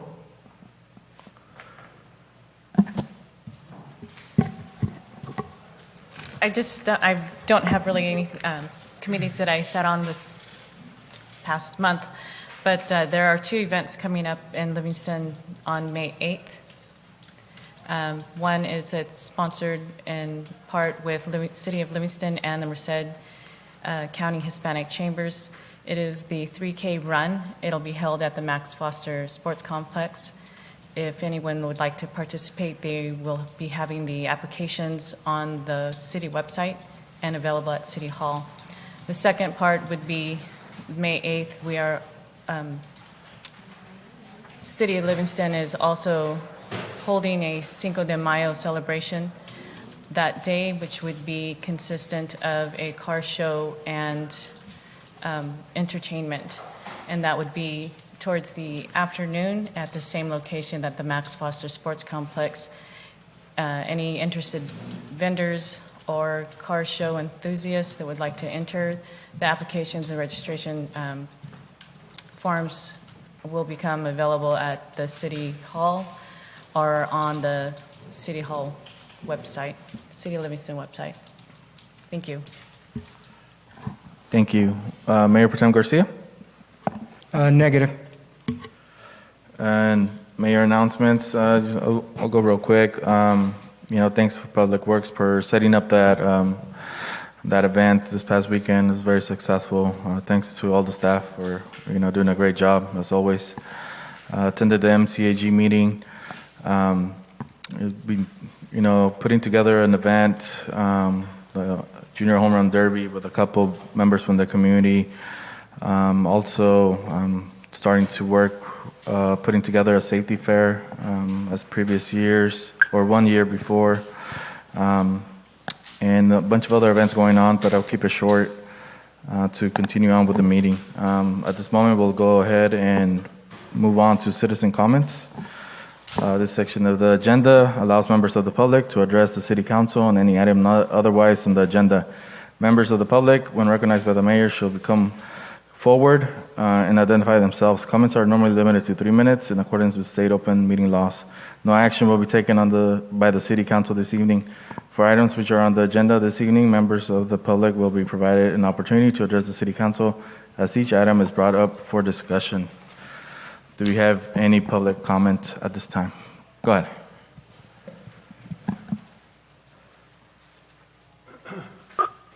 Thank you, Mayor, Council, citizens, quite a few folks here. Again, my name is Michael Egner. I'm the Senior Business Representative for Operating Engineers Local 3 Public Employee Division. I'm Assistant to the Director. And I'm here because OE3 has 3 labor groups within the city of Livingston. I represent one of them, and it's a smaller group. But the issue is the fact that we've started negotiations with the city, and we have a couple of concerns. And I sent a letter to y'all through your chief negotiator, and you probably haven't seen it yet because you haven't had closed session yet. But I wanted you to see who wrote the letter, and my concerns are. One of them is the fact that we submitted a proposal to the city, and we're required by the government code to bargain in good faith, just like the city is. And what that basically means is that we have to show a genuine desire to reach an agreement and a serious attempt to resolve our issues and reach common ground. When we received the counter proposal from the city, our proposal was basically rejected, about 99% of it, for no really reason given for it. And so that's a concern for us. And I have to kind of warn the city, and I'm not trying to be a smart aleck about it or anything, but you know, if the city, I like to do things up front, and we have time to correct that issue. If that issue is not corrected and the city doesn't start negotiating in good faith, I will file an unfair labor charge with the Public Employees Relations Board, just because we want to get a contract. I've been with the city's employees for about 11 years. I've never seen a council, it came across disrespectful, and it may not have been your intention, but that's how it came across. I've only seen one other city do that, and I mentioned Stockton before, and I'll mention Stockton again, and that's not a compliment. But we want to negotiate in good faith, and we want a contract. The other issue is that there's a concern that there is a member on the council that has a loved one that's in a bargaining unit, and the concern that we have is that when you're in a position of power that controls the financial abilities of a loved one or yourself, and there's financial gain involved, you could have a conflict of interest. And so, again, we just started this process. There's ways to correct that. One of the ways is having that person recuse themselves when dealing with negotiations regarding that bargaining unit, just so that doesn't come up. I'm not saying it's going to, but my goal is to try and get a contract with the city. I've never had issues like this before with Livingston, and so I wanted to present it to you and say we want to negotiate in good faith and we want a contract, but I don't have time to deal with stuff like this. Okay, and I'm trying to be as respectful, and I don't want to come across bad. And I'm always available to talk personally, individually, whatever. City manager has my contact info, and I appreciate you giving your time tonight, and you guys are earning your money tonight. Any further public comment? I do. My name is Asudha Chowdhury, and I have a comment on the agenda items for under the closed session, and maybe questions. So there's 3 agenda items, 3, 4, and 5, and it seems like they're all... Sir, just before you keep on going, this is a public comment for items not on the agenda. Not on agenda? Okay, the question is, and then the closed session items, when that comes into, how does that fit into the meeting format? Basically, because the question in here is the closed session is with accordance of section 54957, and it seems like there are 3 items. And my clarification question is, are you guys going there to meet and hear out him or make the decision? Because there's kind of confusion on what this closed session is going to actually result in. So that's my comment. You guys are having a closed session, and I'm trying to clarify there's 3 items on here. And when the closed session has some results, what will those results be? And what is the closed session for? So I think that's kind of confusing, and it will be help clarify what that is going to be.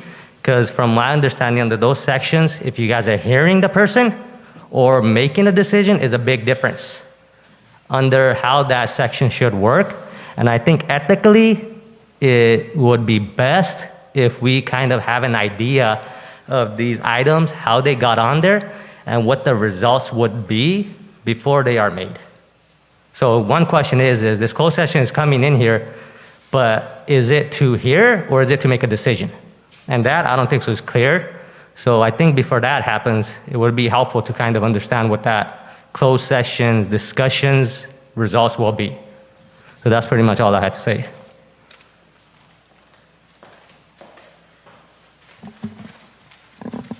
Any further public comment? I came up here earlier for the cannabis one, but I want to talk about the fireworks. Is that okay? Okay. So, first of all, good evening to everybody. My name is Sukdeep Baraya. I live off of Misty Harbor Drive. Hi, Jose. I talk to you all the time on Facebook. What I was going to say was I brought this up earlier on the Facebook community. The idea was to have signage showing in the community by the entrance at least a month or 2 months before, so people know that, you know, it's illegal, because I think some people aren't educated on the fireworks situation. They're simply not. And I even think it's a lot of people. I'm Indian, by the way. I'm Punjabi. It's a lot of people of our community that moved here lately within the last, I would say, 7 years, that have been participating in illegal fireworks, and they're bringing them in, especially the truckers. So I can definitely attest to that, and I've been a witness to it, and it's definitely you know, communities or members of our community. So I would say even the roundabout. I mean, people just drive over that roundabout. We should have some kind of signage at least there. Even on holidays, you can have your holiday signs, whatever, but especially 4th of July, Memorial Day weekend, some kind of sign that's there that's educating people that there's a huge fine for using illegal fireworks. Because it's only going to take one time when someone's house gets burnt down. And I'm sure a lot of you guys, or a lot of people out there, have pets. And I'm tired of my dog running when he hears a big bang and he doesn't even eat his food, or he wakes me up, you know what I mean? Or like if you're trying to go to sleep, you know, you just hear like, and they sound like dynamites. They don't sound like regular fireworks. They sound like big stick of dynamite. So is my time up, or? I better get that into you then soon. Can you please mute your phone or device, please? Oh, okay. No, that's all I wanted to say. I'll come back on the cannabis situation, because he made a little remark back there. If you just go on the Facebook, he's just been disrespecting all the Livingston. I sent you screenshots. You can't deny it. And he's just disrespecting me back there, talking about, do I want to hold his hand? You know what I mean? He said that right in front of the guy back there. So I don't know where he is, but I'll come back on that agenda next time when he's back. He's left now, so that concludes my comments. Thank you. Just real quick, in regards to the fireworks, I know I agree with some people in our community aren't aware of our ordinances and our regulations regarding fireworks or illegal fireworks. I know in the past we've done mailers during our utility bills, educating the public. I don't know, it's been a while, I think, since we last did that. Maybe you could do it again. Send it out in all languages and spoken in our community. That'd be maybe something we could do for now. Any further public comment? Or anybody on the phone, public comment?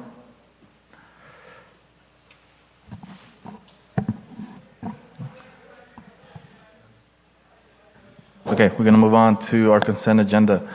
Items on the consent calendar are considered routine or non-controversial and will be enacted by one vote unless separate action is requested by the city manager or city council member. There will be no separate discussion of these items unless members of the city council or city manager request that specific items be removed. If I may, Mr. Mayor? Yes, go ahead.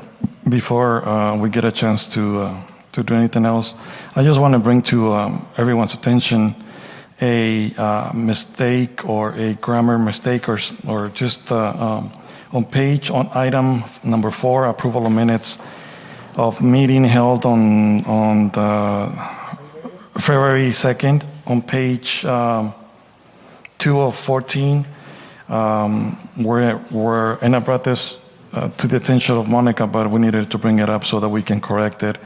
On the roll call, one of the council members was absent, but it was also marked present. So it just needs to be corrected before we approve it. For the meeting of February the 2nd, on page 2 of 14, for the roll call section, one of our council members was marked both present and absent. So we just need to have it corrected before we approve it. I just happened to read the whole agenda, so I just found it. Thank you. And I move to approve, if it's okay. With the changes? Yes.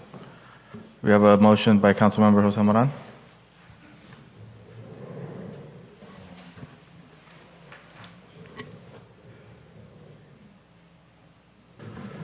We have a motion on the floor. We have a second? I'll second it. Second by Councilmember King. Could we get roll call? No, that was me, that was who Garcia. went? Sorry. Mayor Pro Tem Garcia. Could we get roll call? Roll call, Councilmember Soto? Yes. Councilmember Moran? Yes. Councilmember King? Yes. Mayor Pro Tem Garcia? Yes. Mayor Aguilar? Yes. Motion approved by a vote of 5-0. We're going to go ahead and reopen public comment. I believe you wanted to say something or make a public comment?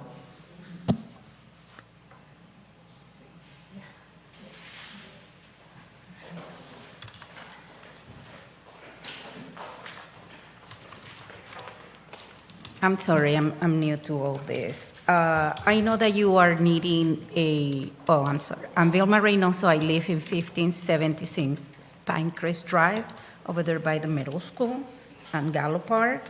And I know that you are looking for somebody alternate for the Planning Commission. I have tons of experience working with local, state, and federal regulations and zoning, and I'm an educator for many, many years. And I also, in addition to that, I also one of the members that was here before, one of the residents, that yes, it has been really sad to me hearing how the residents of Livingston are talking to each other in regards the cannabis business.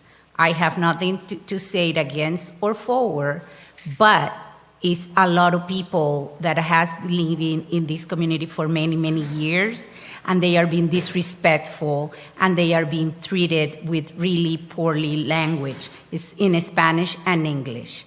I have put myself into it to correct and just request to be respectful, because we all have the right to say what we please. It's just with respect. I know the people left, but I just want you to know that if it's possible for the people who are for or against it, to be very respectful, to voice your opinion. And another thing, with Jose, I worked very briefly during the census and things like that. He has done a great job. I don't know what is the reason he's going to be reevaluated for his performance. I know about boards and everything. I just want to know the closed session when it's going to be reported, because it was a change on the agenda, and according to Brown Act, I didn't see anybody voting to change the agenda and agreeing to that, and to change the closed session. You guys just changed it. I don't know if you follow the Brown Act or anything in that sort, that it was changes with no voting and agreement to when the closed session was going to be and when it was going to be reported. Just that.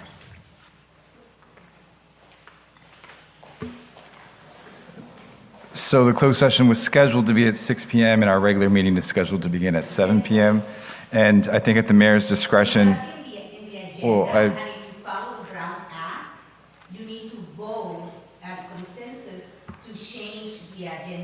item because it was already posted. I don't know if you follow the Brown Act or something else, but after it's being posted and if you put on the agenda, if you want to make any changes on the agenda, you need to be voted and agreed upon everybody and when it's going to be reported. I know you are the lawyer and you know that, but I'm also not a Brown Act. I'm not, My observation. I just would like to provide clarification for you. So substantive changes to the Brown Act, yes, require unanimous vote.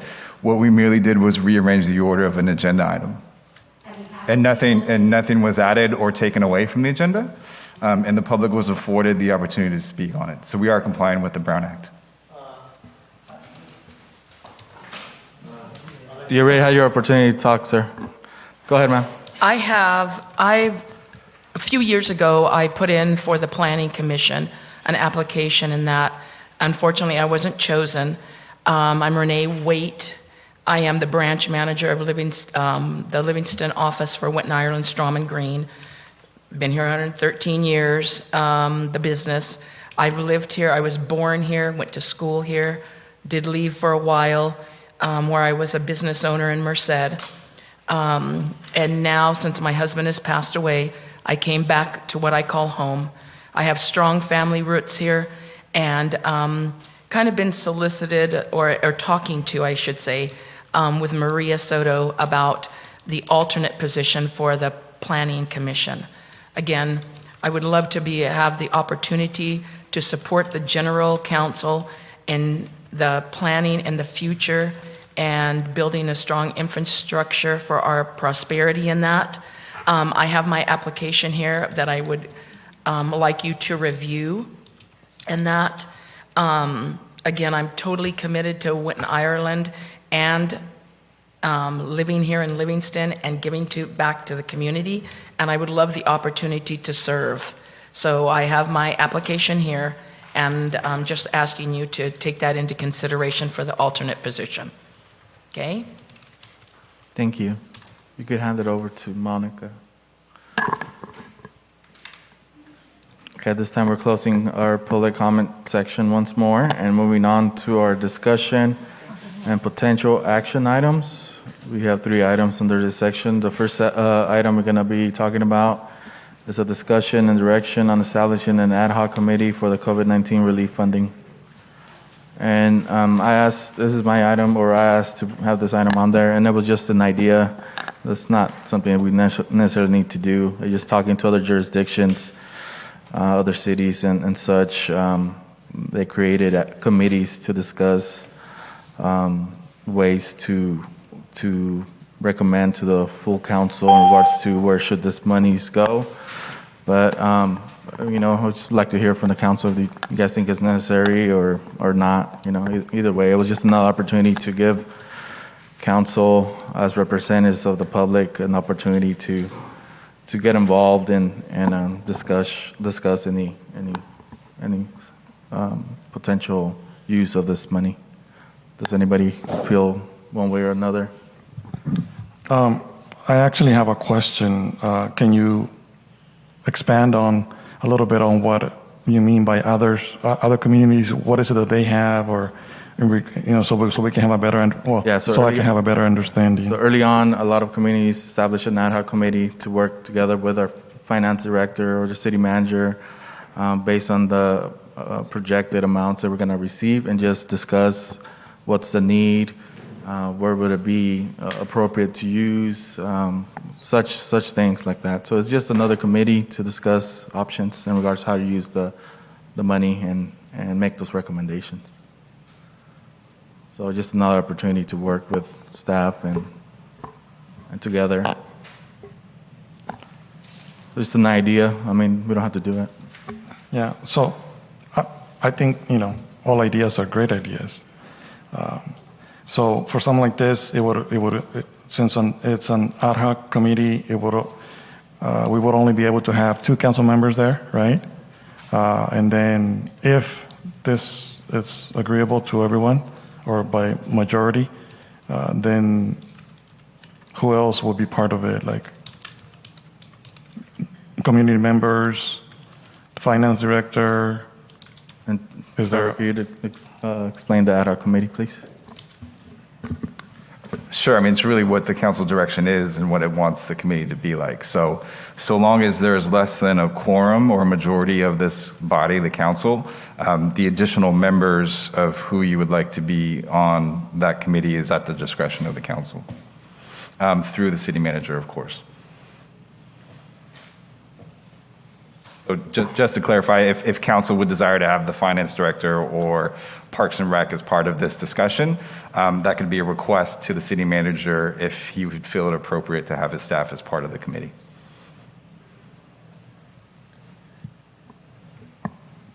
And then, so after the recommendations, who would be the ones clarifying what those funds can be used for based on the requirements?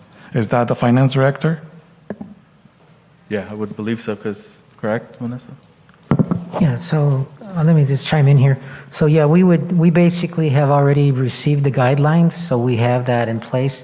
We actually created a little, a one-pager that kind of outlines what funding and what categories. So if council was to choose to go towards an ad hoc committee, I would have staff and we would be presenting, and we can even make some recommendations, but of course at the end of the day, council gets to give the final direction. But we do have that information. And then I believe that idea was at the same time that I know that staff was recommending using it towards utilities. So it was just like I said, an opportunity to discuss about it. But obviously, I mean, that's already a recommendation staff's making. Use it towards the utility portion of our situation. So it's just an idea of, I mean, we don't have to talk about it or make a decision. It was, if somebody wants to bring it back up, we could do that. If not, we could just move on. Move on? Oh, Maria, go ahead. So if not the ad hoc committee, it would just be the decisions for spending the money would be left up to city manager, finance? No, we would bring it back, Councilwoman. We would basically come to you and make recommendations, and at that moment in time, you can choose, amongst the council can choose and say, well, look, we have our own recommendations, and then we would guide you, okay, your recommendation does fit under the guidelines, or it doesn't fit under the guidelines, and if it fits under the guidelines, then as a council, you guys say, this is what we want. And so, just like the rest of the processes. Have we been, I haven't received a copy of that, the guidelines. I mean, it would have been helpful. Yeah, we in preparation for this evening, we do have a presentation to provide you with some of the guidelines, so we'll go through that now. It sounds like that information would be helpful no matter what decision the council makes tonight.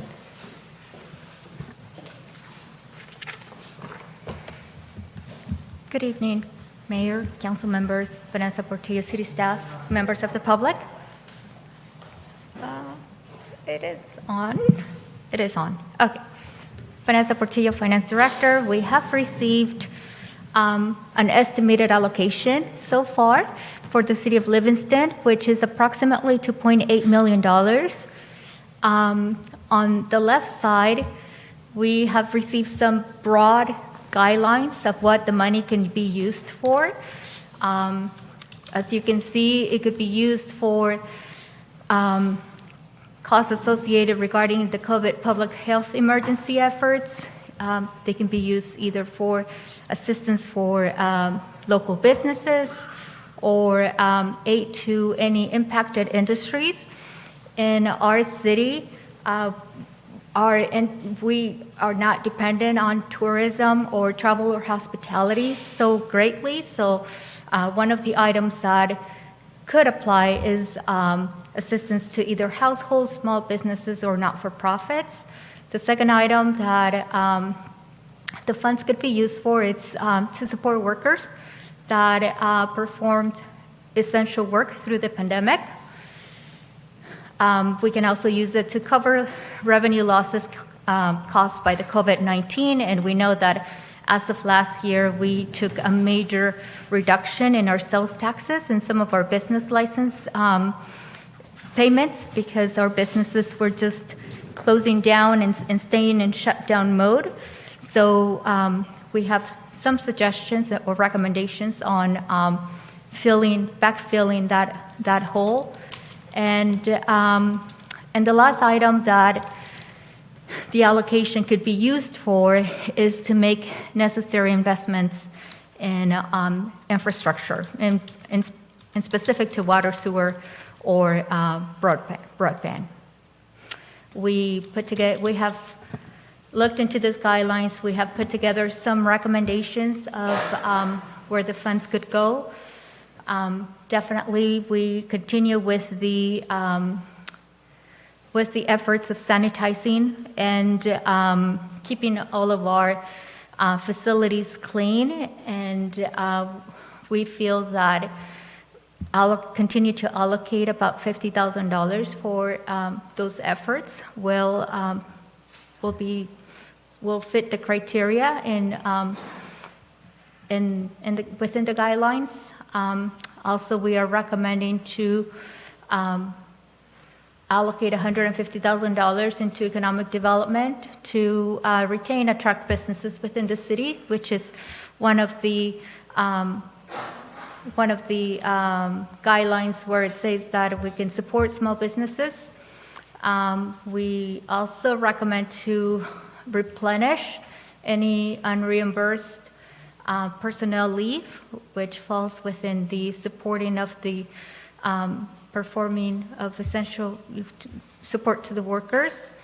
And we took a revenue cut in our sales taxes and business licenses for about $300,000. So we also recommend that we backfill that general fund.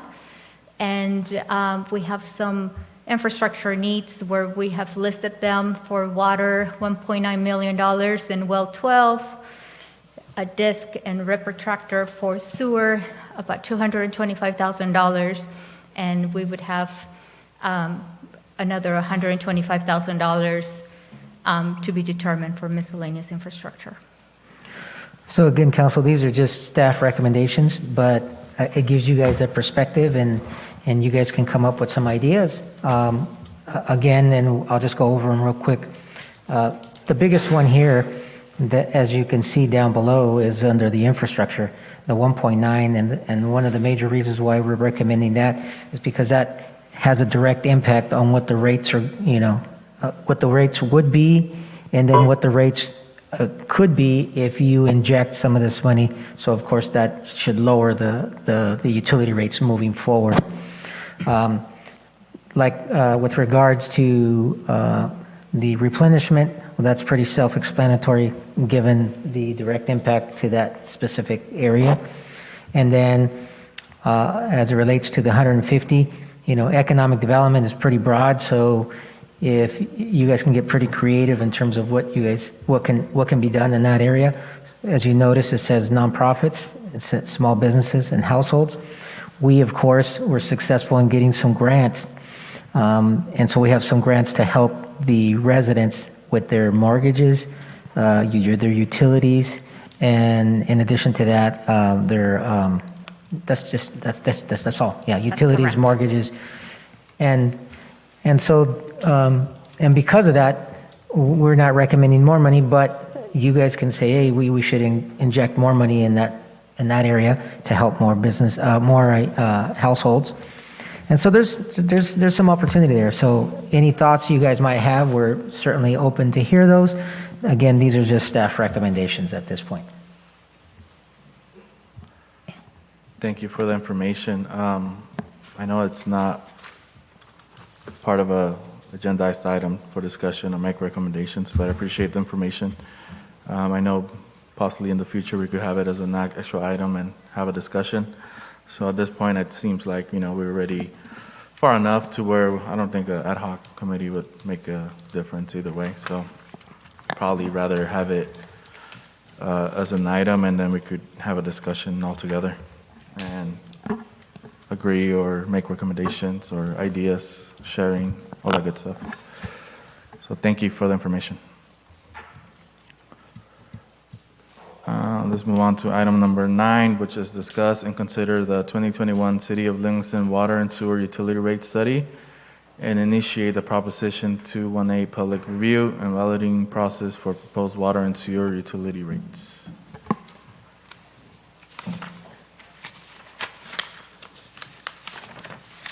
Vanessa Portillo, Finance Director. Once again, this item is for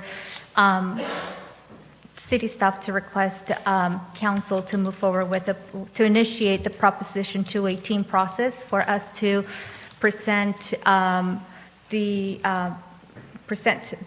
draft study of our rates of the rate studies to council, bring it to public hearing.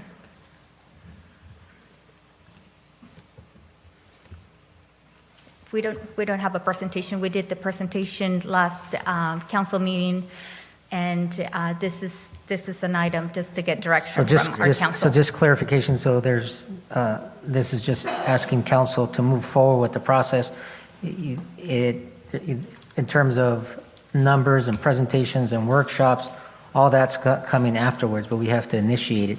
And then at that point, there'll still be a lot of public participation, council participation, and then of course our consultants will certainly be presenting.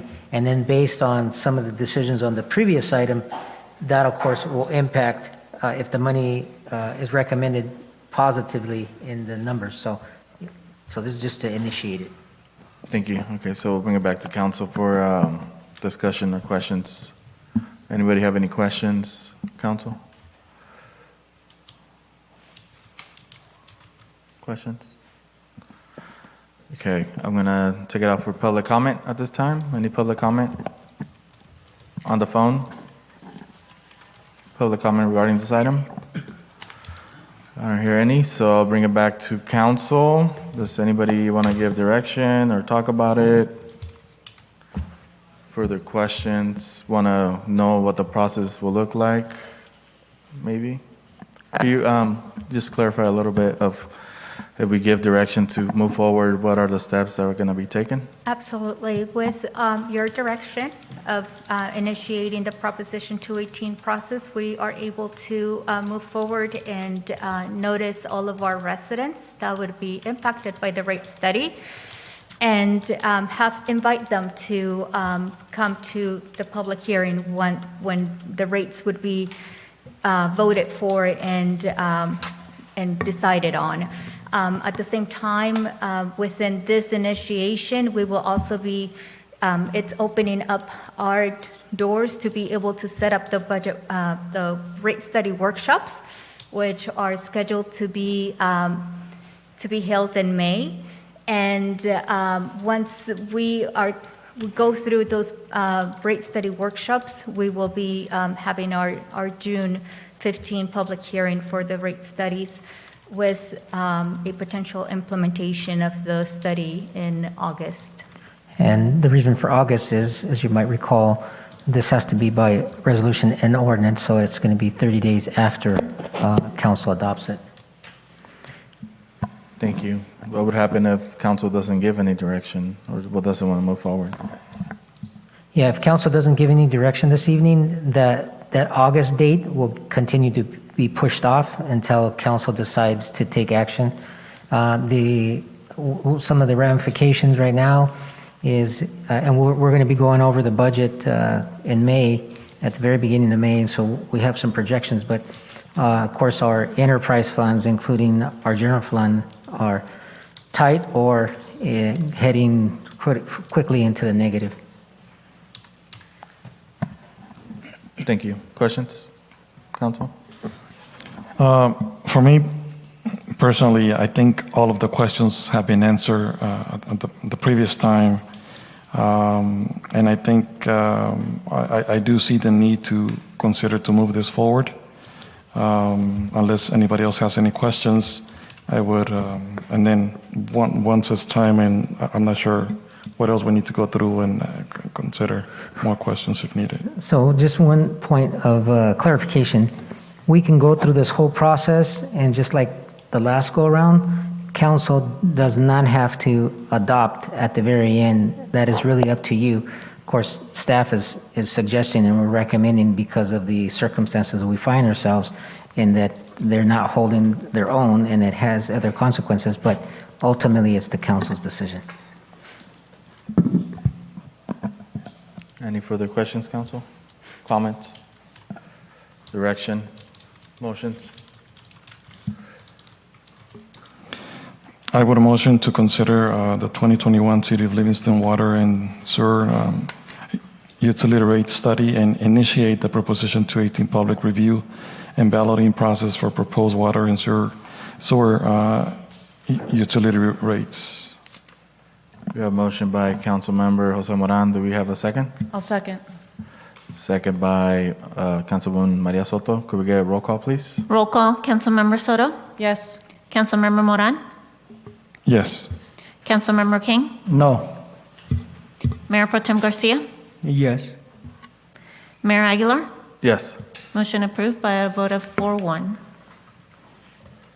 Gonna move on. Thank you so much for the information. And move on to item number 10. Discuss and consider the following actions pertaining to a solar project at the City of Livingston Reclamation Water Facility. A, adopting a resolution dispensing with formal bidding procedures and utilizing cooperative procurement agreement pricing, the piggyback procurement throughout the school project for utility rate reduction, renewable energy agitated procurement program, and B, approval of energy services agreements with FTP BTM Solar, Forefront Power for the design, financing, construction, installation, operation, and maintenance of one solar photovoltaic generating system. It's a handful there, mouthful that is. So council, we do have Sam and Kevin online. We can go through the presentation, which you guys seen a couple of times. We can go through it again if you would like. But just in terms of background, this is a presentation that we've, of course, went to the utilities, recommended to come to the council. We made a couple of presentations. This will have a direct impact, positive impact to our rates, utility rates, given the return of our investment. So whatever council would like, we can go right through the presentation again, or you can take any other action or give any other direction.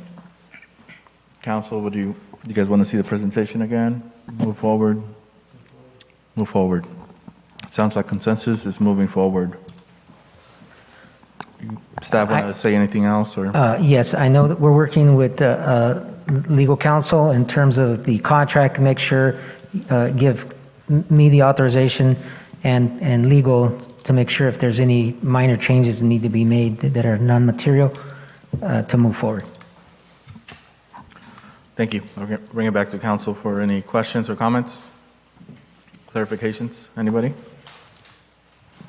No? We'll take it out for public comment.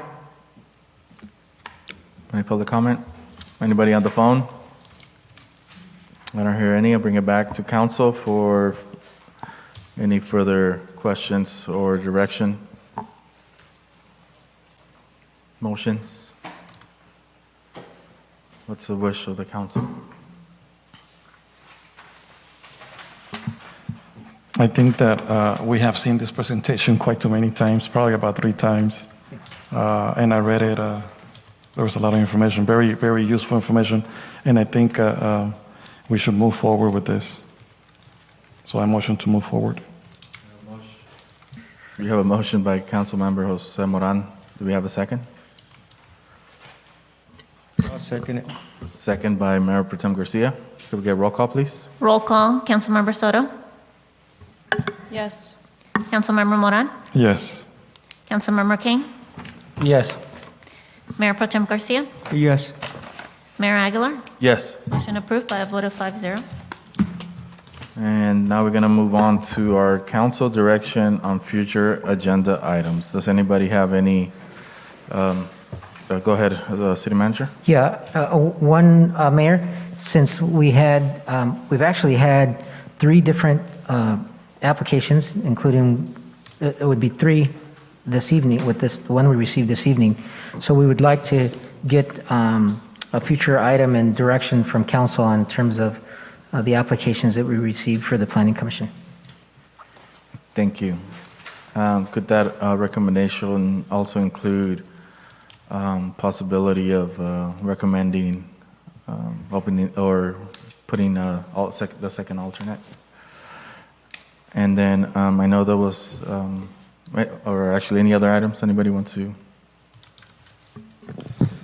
Yes. So one of the main things that we've been working on for quite some time, and at the last meeting we had some information from Chief Soria, and in regards to the spay and neuter program, and I would like to have this item considered for the next agenda item, for the next agenda, and that will be it at this time.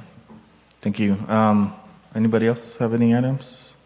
To me, I know we've received a lot of requests in regards to placing speed bumps, a lot of traffic, issues out there, speeding and traffic concerns. I know that's been one of the biggest requests by the public regarding speed bumps in residential areas. I would like to have an item either for discussion and direction, or some kind of plan in regards to the possibility of doing that. I know that's, like I said, people have been reaching out to me numerous times in different areas of the city and residential areas, so maybe it could be a possibility. I know there's pros and cons when it comes to that, but maybe we could just have a discussion. And I believe that's it for me. Anybody else? Excuse me, Mayor, was that something that was brought from the traffic committee? Yeah, I think, Chief, that was also brought up, correct? Yep. And that's it. At this time, we'll go ahead and adjourn our regular meeting at 8:38 p.m. and then we're gonna go to our closed session. Is it possible to have like a 10-minute break or so? Yes, we're gonna go ahead Closed and take a recess, 10 minutes.